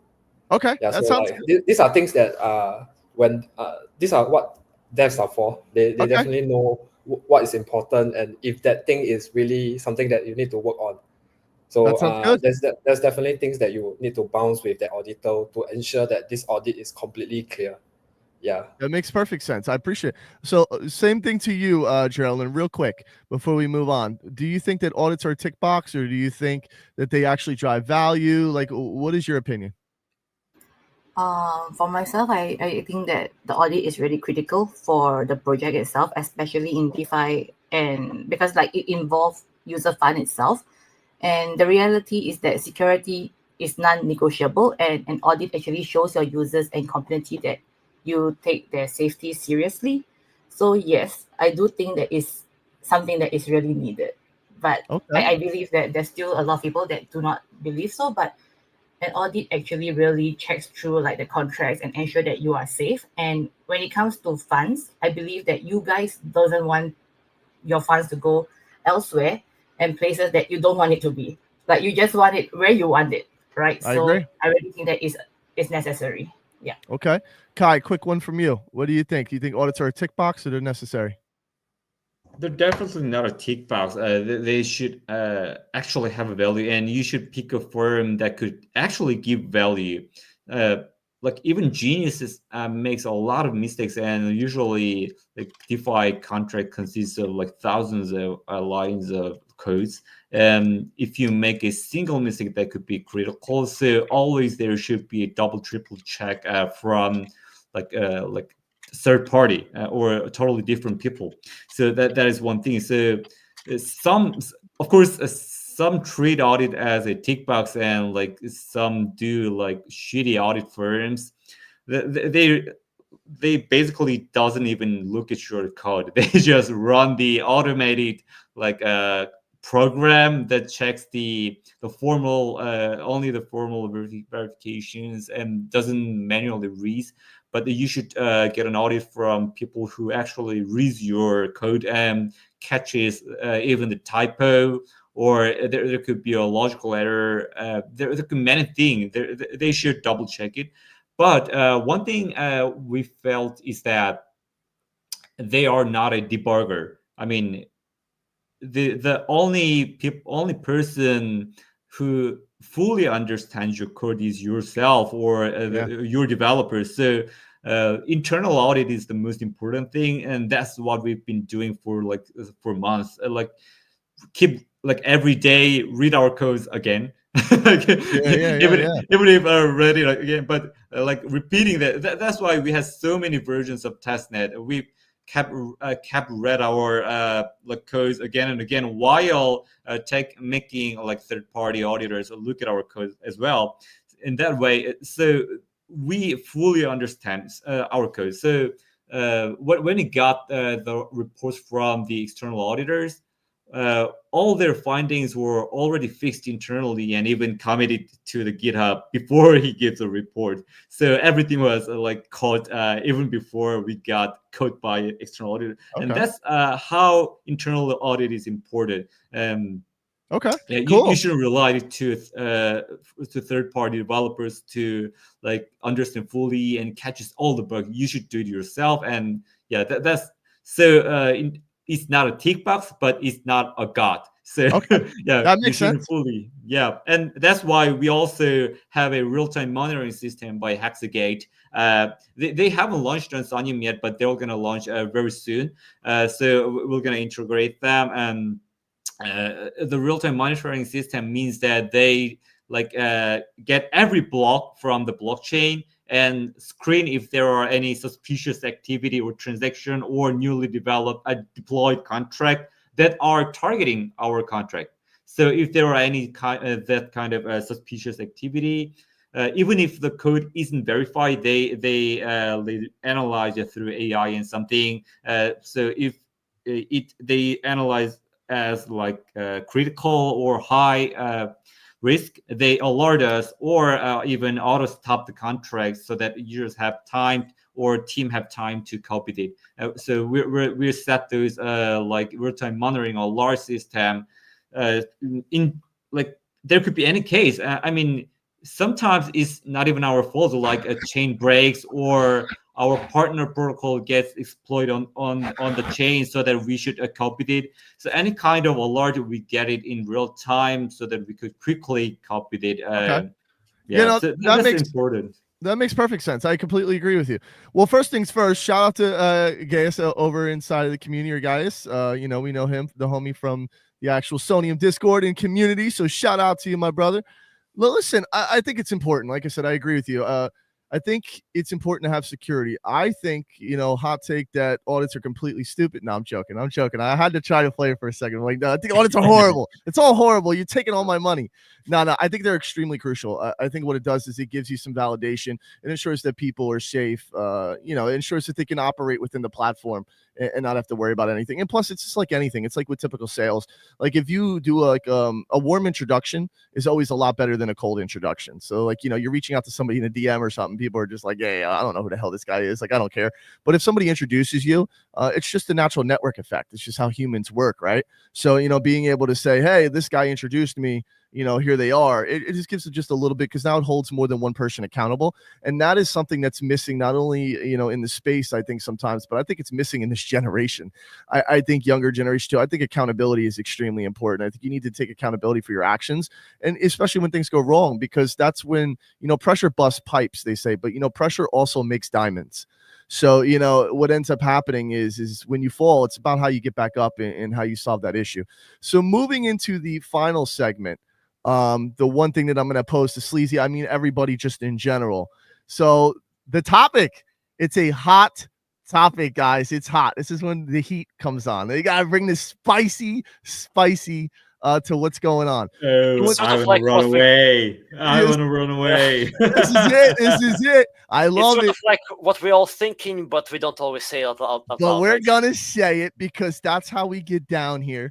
So talking about the launch, right? So we're all like, I know you're a dev as well, Kai. I've been deving in this space for a really long time. So like, and you guys, Geraldine, Mojo, they know a lot about the space and the DeFi and how, decentralization works. Now, I want to lead with this, very brief. I've always was a DeFi maxi.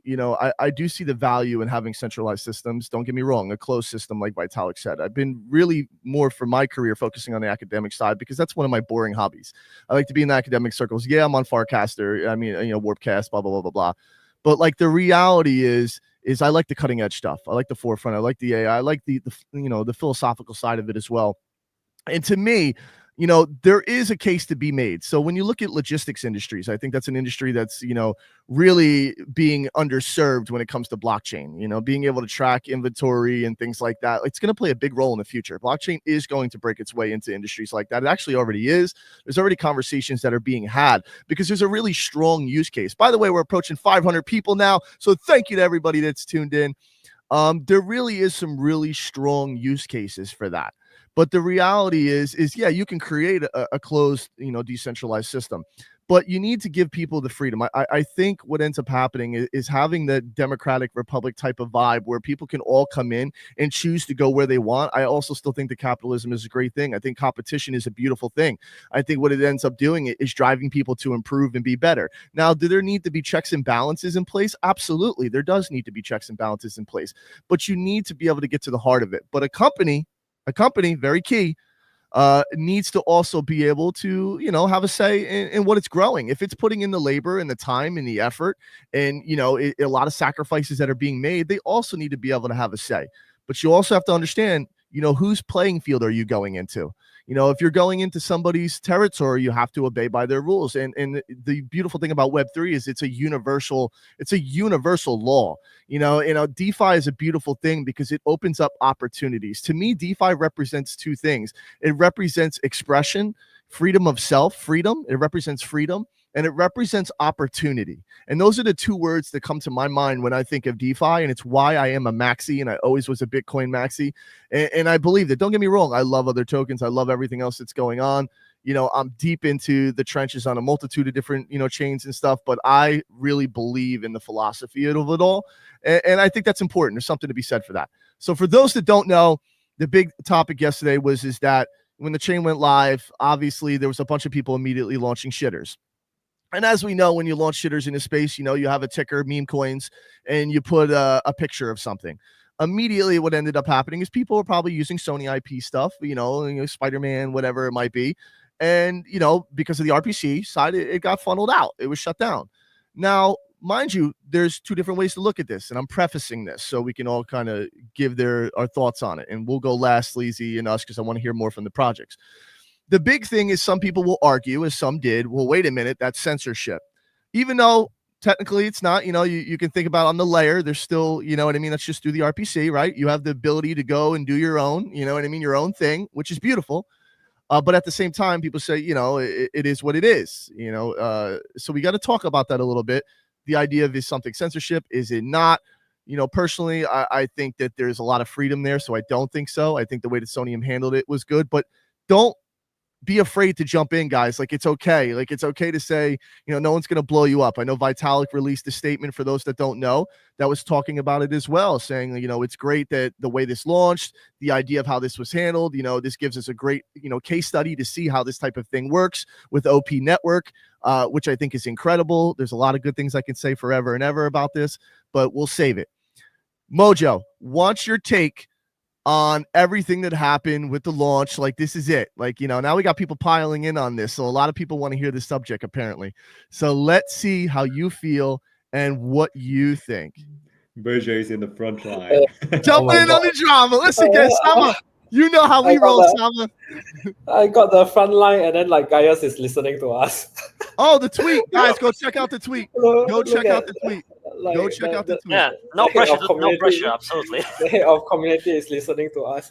So number one, I do think IP infringement is something that all of us. Look what Sama said.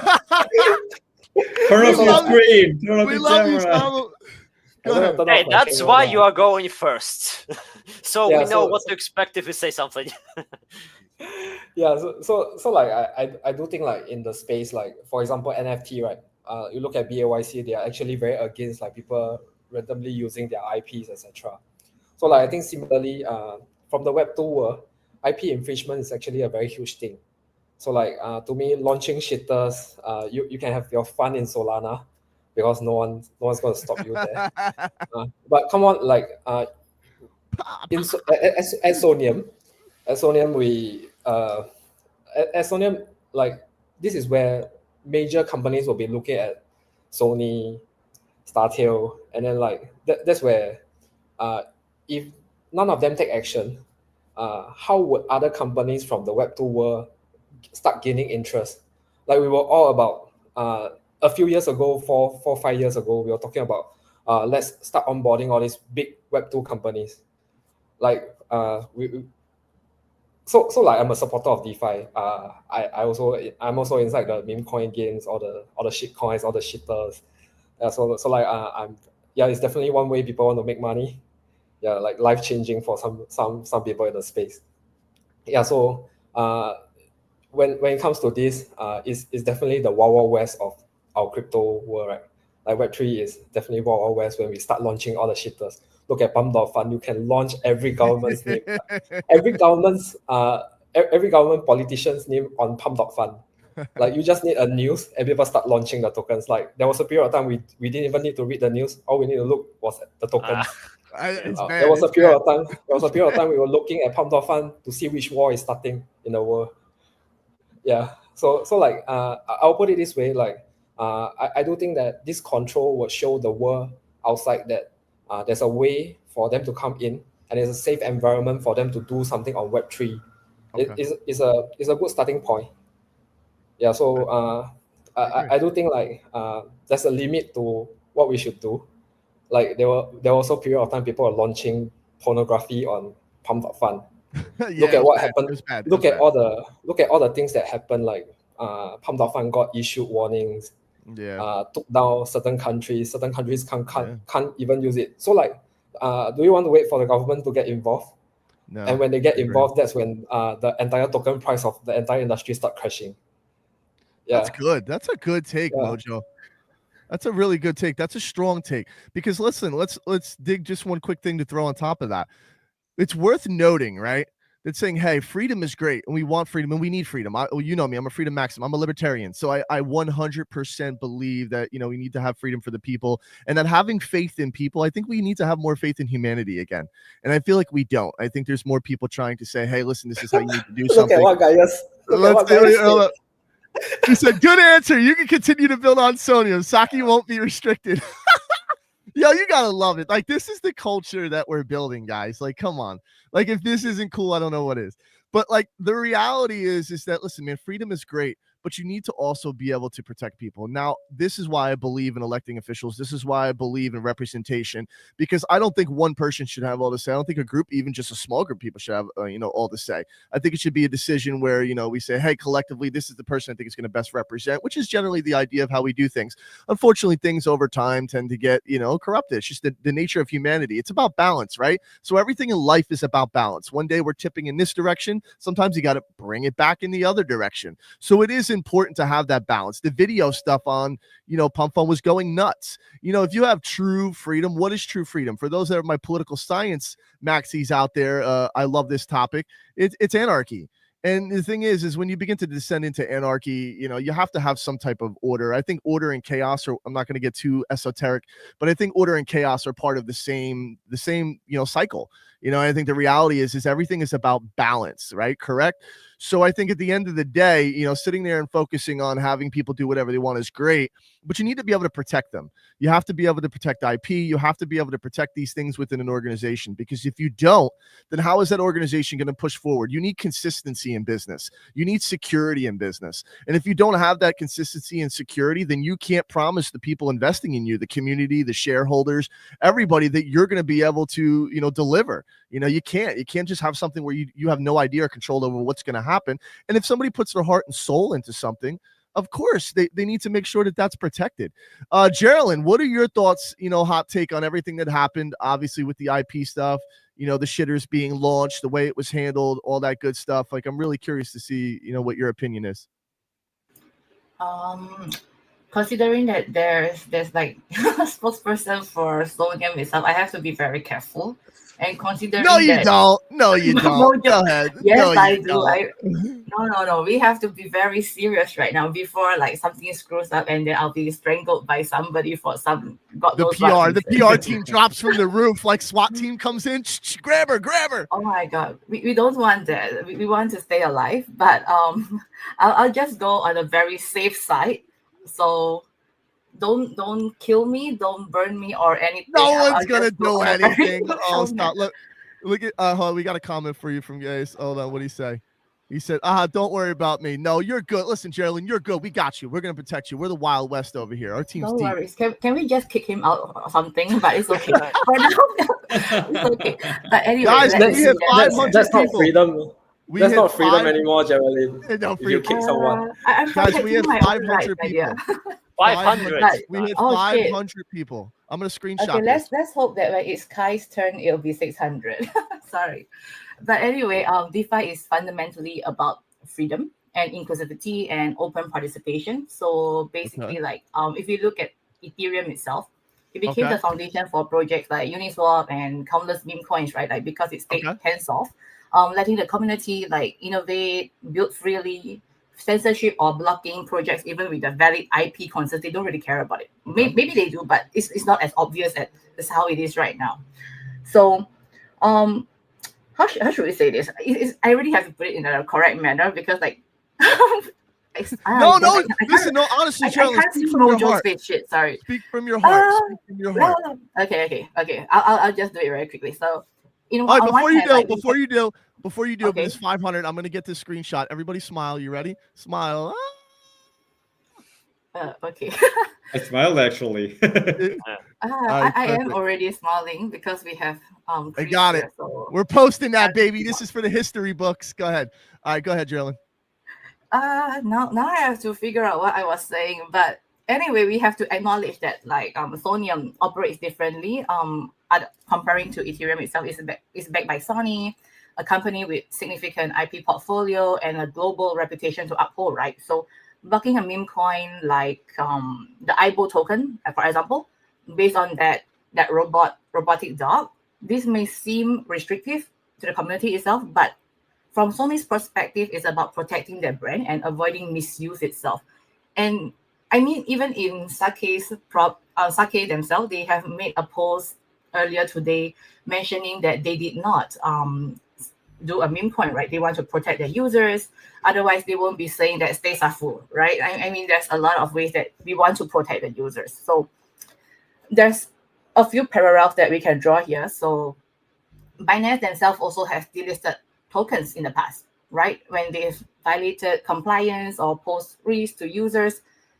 So while the reasoning is different in all these kind of projects, like for the Sony's part, for Binance part, it highlights how centralized decisions in decentralized spaces can actually create the friction, but they also aim to protect the ecosystem, which is a key thing that all of this ecosystem should be concerned, right? So to find the middle ground, I think Soneium definitely could take inspiration from platforms like Avalanche or Polygon itself, which they already provided clear guidelines for the projects launching on their chains itself. So like maybe Polygon's partnership with Starbucks and Adidas, I think that's a good example. Like they actually created a framework that respects IP without compromising too much on decentralization. So I see this as a part of the growing pains of Web3 itself, coming from Web2. So it's also about like finding the balance where innovation can thrive, but ecosystem remains credible and sustainable. So yeah, so I think that Soneium also has an opportunity to lead by example, but I guess there's a lot of ways that they can do it, like to be transparent and consistent, to remain on the better side of the community, I guess. Mm-hmm. I feel safe now, do I? No. You should feel. Listen, I told you we're gonna protect you. We're all protect each other here. We're all family. That's how it works here. The one thing that we need to do here that I think is the most important, that my favorite part about it, is how close we're all becoming. It's the family aspect of it. It's bringing the community together. It's uniting everybody. I think it was a great answer. I think the truth is listen. Things are uncomfortable when you leave them. It's the same thing with ignorance. The same thing with there's hatred or racism and things in the world. But that's because what is that actually? When you get to the heart and peel back the layers, what is something, right? It's ignorance. It's a lack of knowledge. It's a lack of conversation and understanding. When you get people to a table and you begin to talk about things effectively and intellectually, and you're able to sit down and peel back what that is and work through those things, obviously not everybody has the capacity sometimes to do that, and that's understandable, but it's imperative, it's crucial that we're able to do just that. So I think it's a great take. I think you're absolutely right. I think being able to find the balance between protecting IP, because what does protecting IP mean? What does that mean? Well, that means there's somebody out there who's working hard to develop something, or an artist. Think about that. Like, okay, when it's a big corporate company, we're all like, yeah, screw them. You know what I mean? They make millions of dollars. It doesn't matter. But what if that's an individual? What if that's an artist who every single day of their life, this is what they do to survive? Like, if this is what they do to feed their family, because that's what was happening, when the SEC was coming in and trying to say that NFTs are securities. Like, that was a big deal. And then you saw, OpenSea recently saying, it was going to give the $5 million for, anybody that was, being essentially targeted. And that's important, man. It's important that we're able to defend that freedom and those rights for people to be able to make a living within this space and do that. So like, there's different ways to look at this. I think everything can be perceived as a bad, but everything can also be perceived as a good. And whether you're religious or not, or etc., there's nothing wrong with living, a life that's positive, and you're being positive. Like, yes, you have to be realistic about, the things in life, that there's some fucked up shit in this world, and there is some pain, and there is a sad side to life. But there's no harm in seeing the beauty in life, right? There's no harm in leading with positivity and making somebody's life and putting a smile on. They say it takes more muscles to frown than it does to smile. So like, the reality is I think it's just as important to be positive and to turn this into a positive. Like, what did we learn from this? What did we able to take away from this? And I think that's what's most important about this, is turning this into a positive, because it absolutely is a positive, and it's incredible. Kai, what is your take on this? We're approaching 600 now, guys. I don't even know how far this is going to go. It's wild. The space is kind of going viral. It's great. Go ahead. All right. Am I safe now? Yes, I think you're safe. You're good.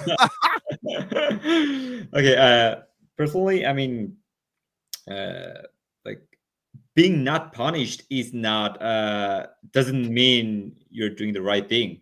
So and like for example, even like in the history of the meme coin, even Pepe was like criticized for the IP infringement like for a long time, and it was really like, but people cannot do anything about it. I mean, even the actual copyright owner wanted to do something, he doesn't even know where is it from, and even the developer made like billions of money out of it.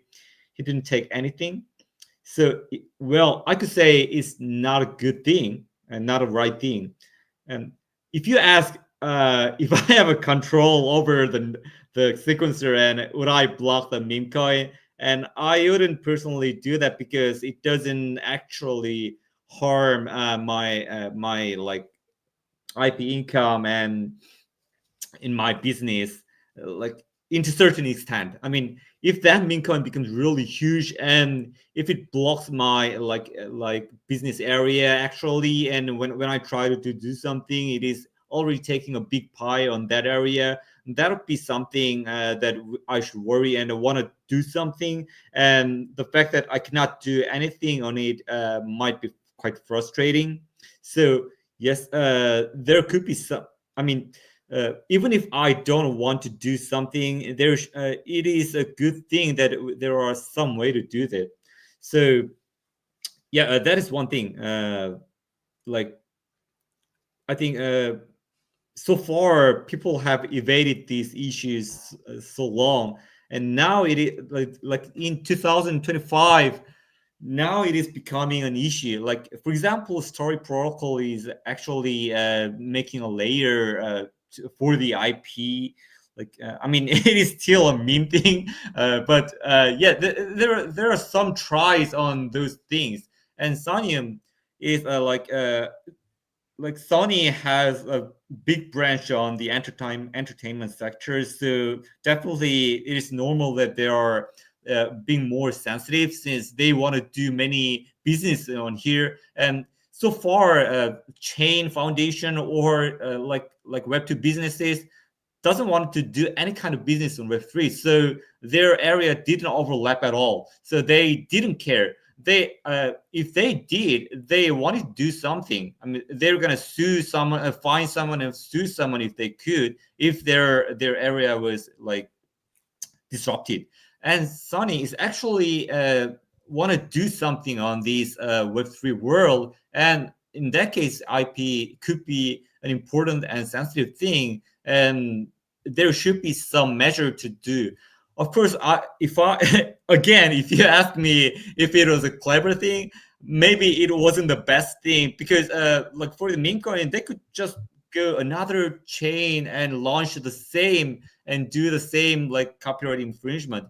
But with this copyright issue, you cannot grow big. Yeah, maybe not the case on the meme coin, but if you have a license issue, for example, as a contract, like the DeFi protocol, or if you have a licensing issue in your contract, you could like earn some money into some extent, but you cannot grow big because you'll be limited legally. Since you in order to grow big, you have to have some kind of entity and some kind of legal, like a legal entity that to do the business with third party. But in that case, you'll get sued right away if you infringe the license.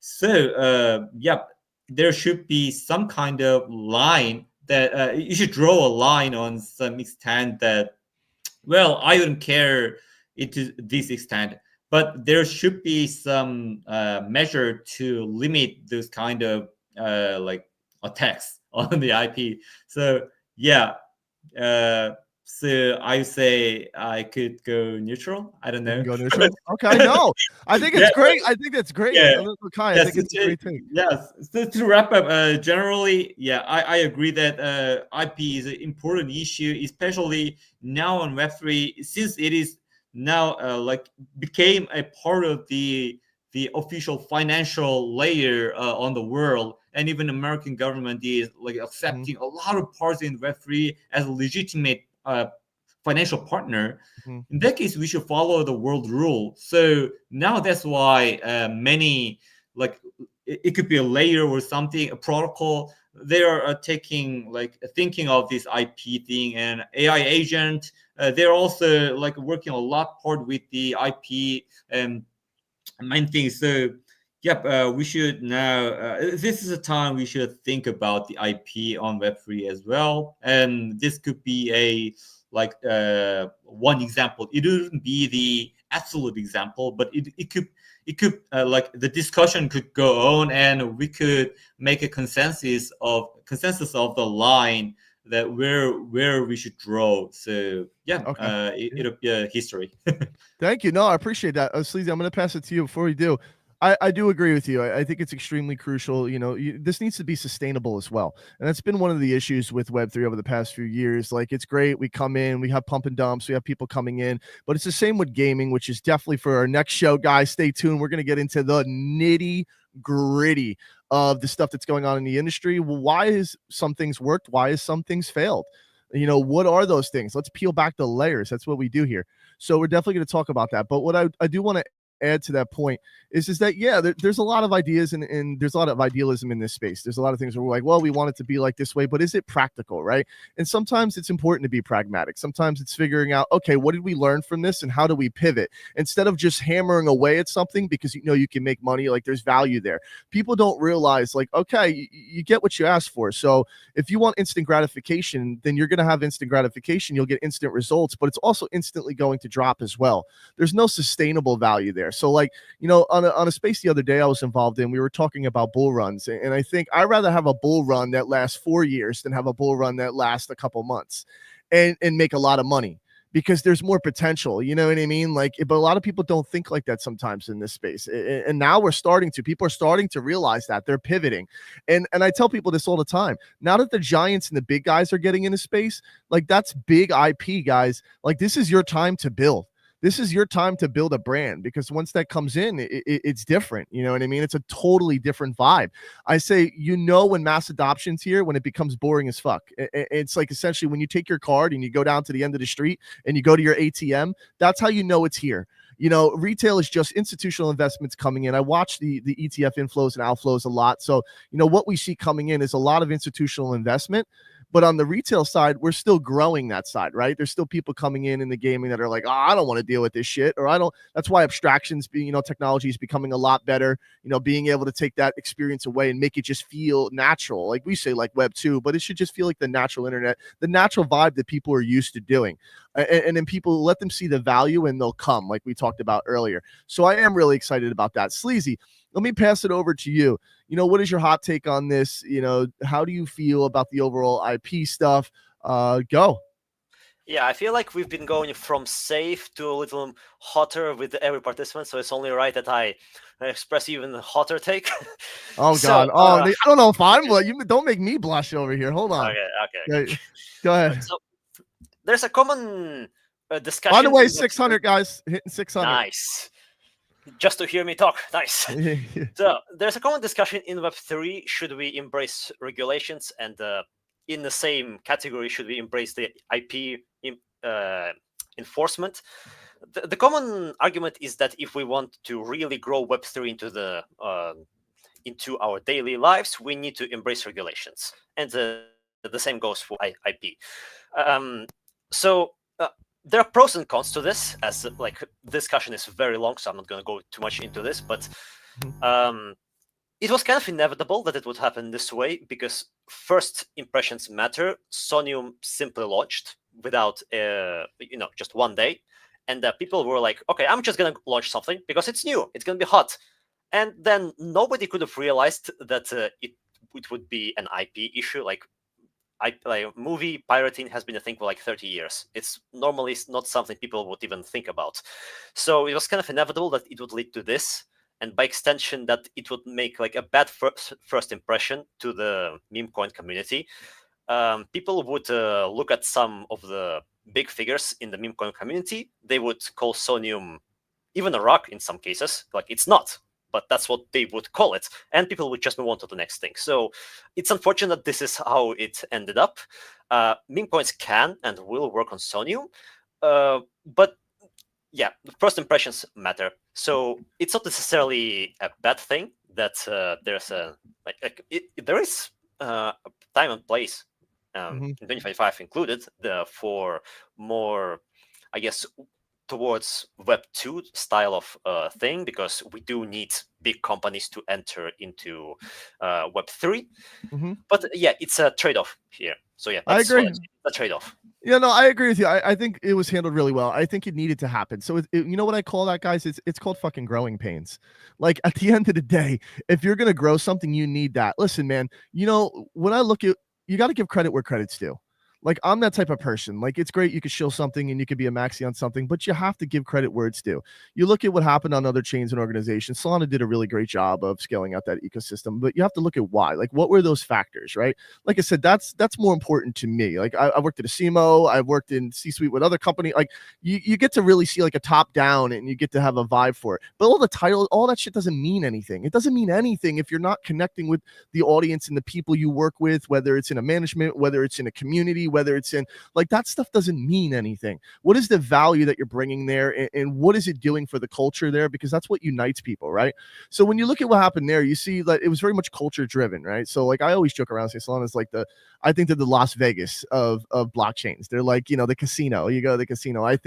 I look at Base is like the developer environment, very that Farcast or Warpcast environment, very devy type community. I look at Ethereum as very much like academia, like it's infrastructure. Like, you know, you see a lot of the academics are there, a lot of the people that are really trying to, you know, push the forefront and grow the technology. And now you see Sony coming into the space and bringing that entertainment layer. That's a home run. It's a fucking home run.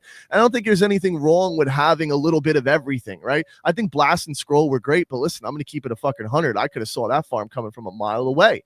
I think that was one of those things that we see in this space sometimes. I think a lot of people are curious to see what's going to happen with Monad and Barachain. Like we see these things all the time, and there's nothing wrong with having takes on it. In fact, you need to talk about them, because if you don't, then you're not going to be able to maneuver the space. You're not going to be able to see what works and what doesn't. You have to have these conversations, more importantly, publicly, which is what makes it, you know, blockchain so valuable, because you get a pulse on your audience. That's the point. If we come into this space and we start approaching it like Web 2, it's going to break, because you're trying to build, you know, a closed system on top of an open system. It just doesn't work. It's like fitting a square into a circle peg. It just, like, you have to be able to give it time to breathe. You have to have these difficult conversations. And I think the way that Sony handled it was great. They're saying, hey, listen, if you want to use RRPC, if you want to use, you know, what we're doing here, like these are our guidelines. And there's nothing wrong with that, because the chain, this is the beauty of blockchain. You could still go and do what you want, your choice, your keys, your crypto, all that beautiful things. And I love that. Like, I love that. So the reality is like, how many people are doing what we're doing? How many people are bringing panels together, having difficult conversations, doing this more and more together is what's going to grow this space out. Not sitting there and chilling, having these difficult conversations. People are naturally going to go check out your product. They're naturally going to go see what you're doing, because they're like, oh, wow, this was great. And then you're going to see that grow. That's called organic. It's okay to talk about the strategy. It's okay to talk about, like, people gatekeep too much in this industry. It's so much where it's like, oh, I got to hide this, or we can't tell this. This is our secret sauce. No, get that shit out in the open, because you're not confident about your product or who you are then. If you're not able to share the playbook, then you're not confident. At the end of the day, bring on the competition. I think Sony is going to do a great job at taking them head on. And I think that, you know, the reality is they have the infrastructure, they have the people in place, they have some great projects clearly. And I think that there's a great opportunity here for something great. Now, could that bust? Can that go? Of course it can. Anything can go wrong. But once again, what did we make the highlight of this show? You could take anything negative and turn it into a positive. That's what it's all fucking about. At the end of the day, what are you going to do with the opportunity that's presented to you? At the end of the day, what are you going to do when it's time to step up and actually, you know, make something happen? Because talk is cheap. You could talk about it all day. You could sell it, make it look pretty. But what are you actually doing to make a change in the world, in the industry around you? What projects are you working with? What people are actually bringing value to the community? Like, those are important. And more we're going to see that. That being said, guys, damn, everybody, let me get one more quick smile. Everybody in there, come on, show me you're still alive. And the reason why is because we just hit 600. Nice. So, which is dope. It hit 600 people. I guess that's a great note to. I want to close with some, positivity and positive vibes. I want to close with a little bit about the future and what's coming next. Let's try to, let's start that. We'll go in a row. We'll end it there. So, starting with Saki, tell me, some future things that's coming. One, what are you doing? Well, first off, let's start with this. Why should people come to Soneium? We'll do that last, actually. Let's talk about what you're doing, what the future is for you on the chain, and then, why people should come to Soneium, why they should check you out, and then why. So 3 questions. 1, what are you guys doing? What's your future? Why should they check you out? And then more importantly, why come to Soneium and why Soneium? Let's end there. So, sorry, I forgot the question. It's getting okay. Very late. It was a lot. It's okay. So 1, I can imagine. So 1, why, what are your guys doing? What's coming next for Saki Finance? Why should they use Saki Finance? And then why Soneium? Okay, so why should you use Saki Finance? Yeah, it's probably a huge.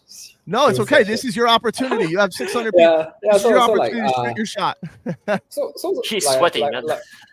Like what we have always shared, Saki, there's lending and borrowing. So there's also a stable coin. So this is our opportunity to use all these DeFi Legos. So for example, you have assets that you're just holding your wallet. You could just deposit into Saki, earn Saki rewards. So if you're more up to the risk portion, so you could just borrow. But at the current rate, borrowing is also very low. So the rates that you're borrowing are actually super good rates. So I've actually shared at the very start, for example, A-Star, there's so much A-Star being deposited inside Saki. This is your opportunity to use it and then go to staking platforms such as Nemo, VAs. I cannot remember the other platform name. So VA-Star is the other one. So you could actually go and stake it, and in future, when you want to come out of the staking, you could just take it out and then come out of it. So the other portion is, of course, I'm going to shield my partners. As you should. Sonex and Q. So the 2 of them are probably where you can LP your S1. So S1 is a stable coin. So perfect opportunity for you to LP them, and then earn yields. Let's say there's DEX trading, there's definitely yields. The other portion is actually Q has been very nice. He actually gave us a boost on Q credits. So Q credits is their points. Yeah, for Sonex, I believe they also did the same thing, some boost. And then for what S1 is going to do, integration is going to come. So Posse Studio is definitely one of it that we're going to integrate. Yep. One of the gamification platform is definitely one of it that I'm also working with. They're called Acras. So there's a staking, there's a model where you can stake and then kind of stake on players. So if they perform well, that's where you can actually get some yields or even tokens or points from us. So the other portion is that today we just spoke to Sonfi. They are DEX, but they also have perpetual portion of it. So you could actually eventually trade S1, use S1 as a collateral to trade on their platform. So that's something that we foresee in the near future. So what we are working on, cross-chain compatibility. The other portion is we'll call it an agent interface that you can simply do something in future. So it simplifies a lot of things. So if you are retail users, you completely don't understand DeFi, come in, example, you type what's the best use, what can I do with these assets? So suggestions start popping up. Yeah, that's the type of imagination. So those are things that we can discuss also. Posse is doing some AI stuff. Yeah, we'll talk. Yeah, you know us. That's one thing we'll get to. I try not to show. I want to make it about you guys. And why people should come to Soneium? Sorry. I was gonna say. Go ahead. So why people should come to Soneium? So Soneium is one of the OP chains. So imagine being able to go across chains on the OP, on the super chain.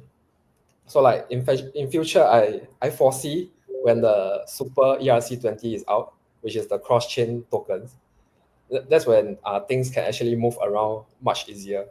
And Soneium is definitely one that's leading all the like I believe there's some tech behind it that's really superior, and Sony also pride themselves with the security. So like it's secure, and then with what just happened, like it's proving that Sony really cares about the users, the IP, the creators. So like creators, like you shared initially, like creators are like small creators. It's really important for them to protect their IPs. Imagine that's their daily bread and butter, and then you just take it. So like what meme coins user usually do is that they launch a meme coin IP, and then they start sending the IP tokens, the tokens to them to say, oh, we are using our IP, which I think it's technically not fair for these guys.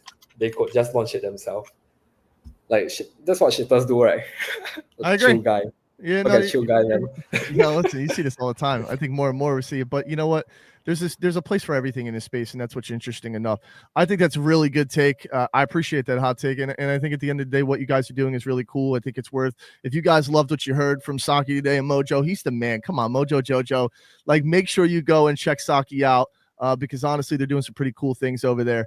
Next, let's go with Geraldine. So Geraldine, first, tell me a little. Like same thing that I guess Mojo did at this point. What's going on with you guys? What's coming next? 2, why should people come to Sonex? And 3, why Soneium? Okay, so basically we have quite a lot of stuff in plan right now. Like we have like the Sonex Play expansion. So basically like instead of just focusing on DeFi, we are also like expanding into gamified DeFi itself. So a little probing into GameFi, but not too much. I think that I actually mentioned this to you over our calls, just me and you, and Sleazy itself. I think there's a lot of potential in our Telegram mini app itself, and I think that one of this itself is also on our collaboration. Like what we're actually expecting ahead just between Sonex and Posy Studios. So I think that that's one of the things that I'm really very excited on because this is just coming up in maybe a couple of weeks, hopefully, if everything is okay. Yeah, so that is one. Next, of course, like we also have our, our rewards and point system itself that will lead up to the TGE itself. So this is still something that we are working on. We are trying to make the best campaigns for the users to join in and to enjoy themselves in terms of gamification, in terms of DeFi itself, everything that they need, they want to enjoy trading. This is where it is. So other than all this itself, we are also like expanding into, of course, AI, because AI is something that is really great and big this year itself, like the AI agents, which Posy, you guys are also doing a launch pad for it. So this is something that we will be expecting. Yeah, go ahead. No worries. No. I love it. Keep going. I want to hear about you. Forget me. We're here. We're all right. Yeah. But you guys, I want to hear more about what you guys are doing. Okay. So we are also working on this AI agent that can help to bring alpha hunting to ease all this tradings for all the users out there, be it seasoned users or maybe even new traders itself. So we are really trying to ramp up on our user friendliness and alpha hunting, to bring stability for everyone else, financial stability and financial freedom. I mean, that's a big hope, right? Now, why Sony? Now, why Sony? And let's go to why Sony. And why Sony? Okay, let me do something very safe. Well, Soneium is technically one of the most exciting new blockchain eco out there right now, like because of the IP, the potential to bridge Web 2 and Web 3 together, like how they can actually bring them together. Oh, suddenly Mojo comes back to screen. Hi. So yeah, it's not just about like the technology, how fast the transaction is. we always I went to the washroom. Oh, okay, Ken. So basically, it's not just the tech itself. It's about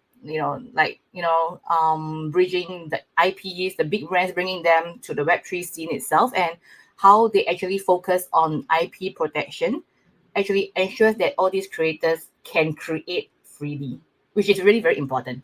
So I think that this really opens the doors to like how many creators, artists out there, and there's so much potential. I think that everyone should really look at it. I mean, there's so many blockchain out there, but they won't really, they think about your financials, capabilities and earnings.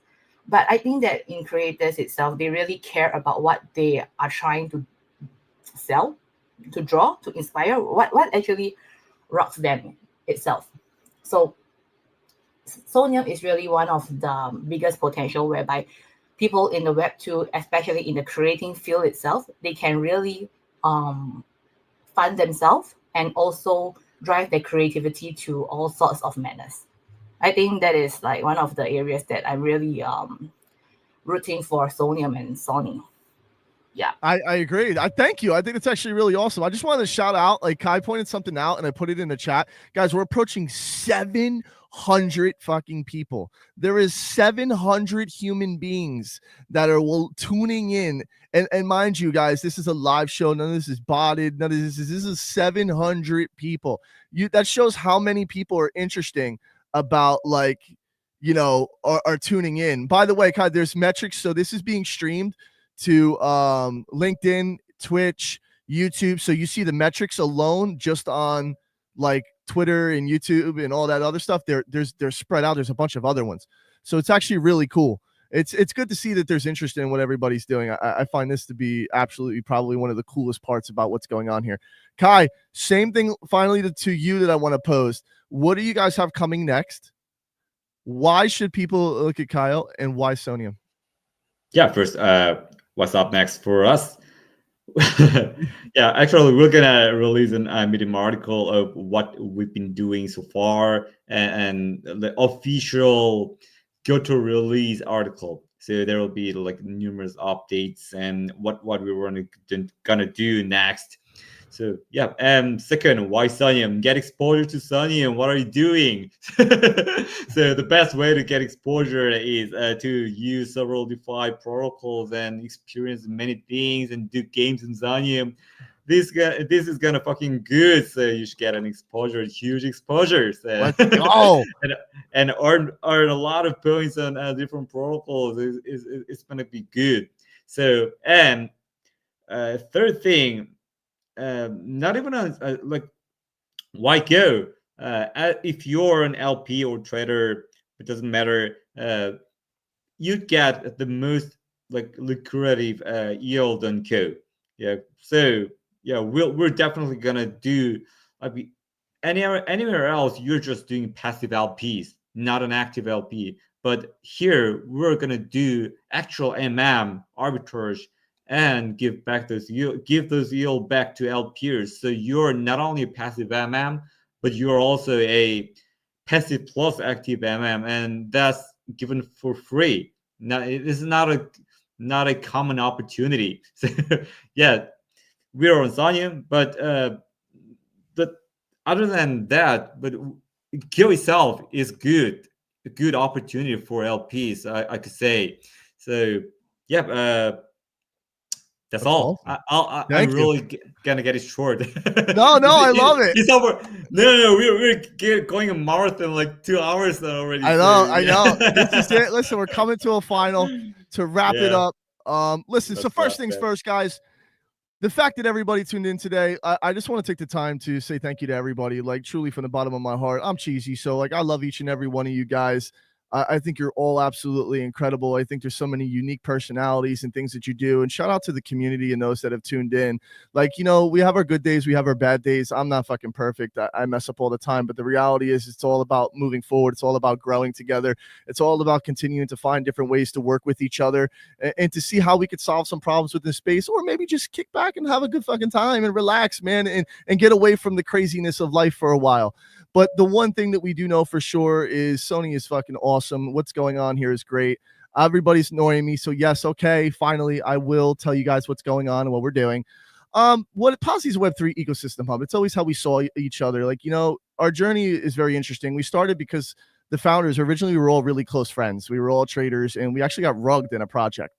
So we got rugged. The next thing you know, we were just investors, just like you jump into any NFT project or anything, and then next thing you know, we're like, well, this sucks. So he's kind of like stepped up and we were like, well, let's do something together. How can we make a difference? How can we make a change? How can we take it from what we learned from our experience and make it a little bit better. Heard about Soneium just through being in the community and constantly just on, boots on the ground type of thing, going to conventions. And I was like, I thought it was really cool. We're gaming, so we love gaming. It was a big opportunity to jump into something and say, hey, wow, what's going on here? I think the reality for us is we wanted to solve the problem of fragmentation within the space. We work within a very fragmented space. And more importantly, the idea is to keep people safe and secure, but also having fun. And having an entertainment layer was a no-brainer for us.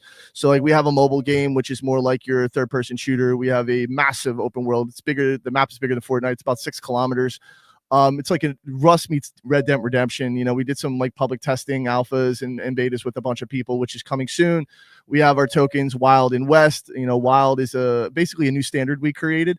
It's a first of its kind. It's a stable coin in a sense. It's called a super stable, aka a green token. The idea is that the price can never go down, but it can go up. It's a buy, mint, sell, burn, collateralized mechanism.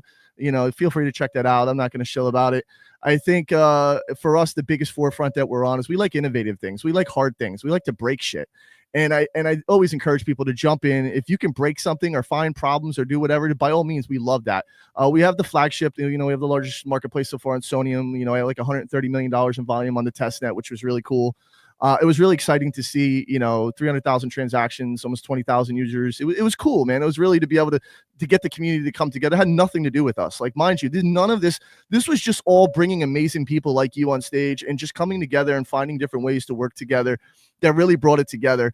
And then the most exciting thing, we're one of, I think, a handful of companies in the world right now that has the AI platform that we do. We're really, really pushing the envelope on AI. We're really excited to we're over the buzzword shit. Like, nobody cares about you being able to put an AI agent on Twitter and Discord and Telegram. Like, we get it. Virtuals and Wave, like, that stuff was cool. Like, we get it. But, like, what is it actually going to do? What is the value that can bring to the space? How can this shit really solve daily things? The Gen 6, when you look at all these things, it's really cool to see. But I think at the end of the day, we wanted to find real world use case. So we're implementing it, testing it right now in our games. Essentially, it is kind of like similar to virtuals where you can launch, you can do management of, you're going to be able to do voice. You're going to be able to do, live stream video stuff, hot wallet management. You're going to be able to do in-game mechanics. We're using it as a kind of like a little guide inside of when you come into the experience, or you jump on the marketplace or you jump in the game, it kind of guides you almost like you have a little bot, like how Sony has the little Astro bot and stuff like that. That's kind of our vision and what we're trying to do. But to bring it all together, I think most importantly, it's about the community. It's about, having people get feedback. We want people we're just here to build. And just like all of us here, the job is to let the people tell you what needs to work, what doesn't work, what does work. Not enough companies listen to the people.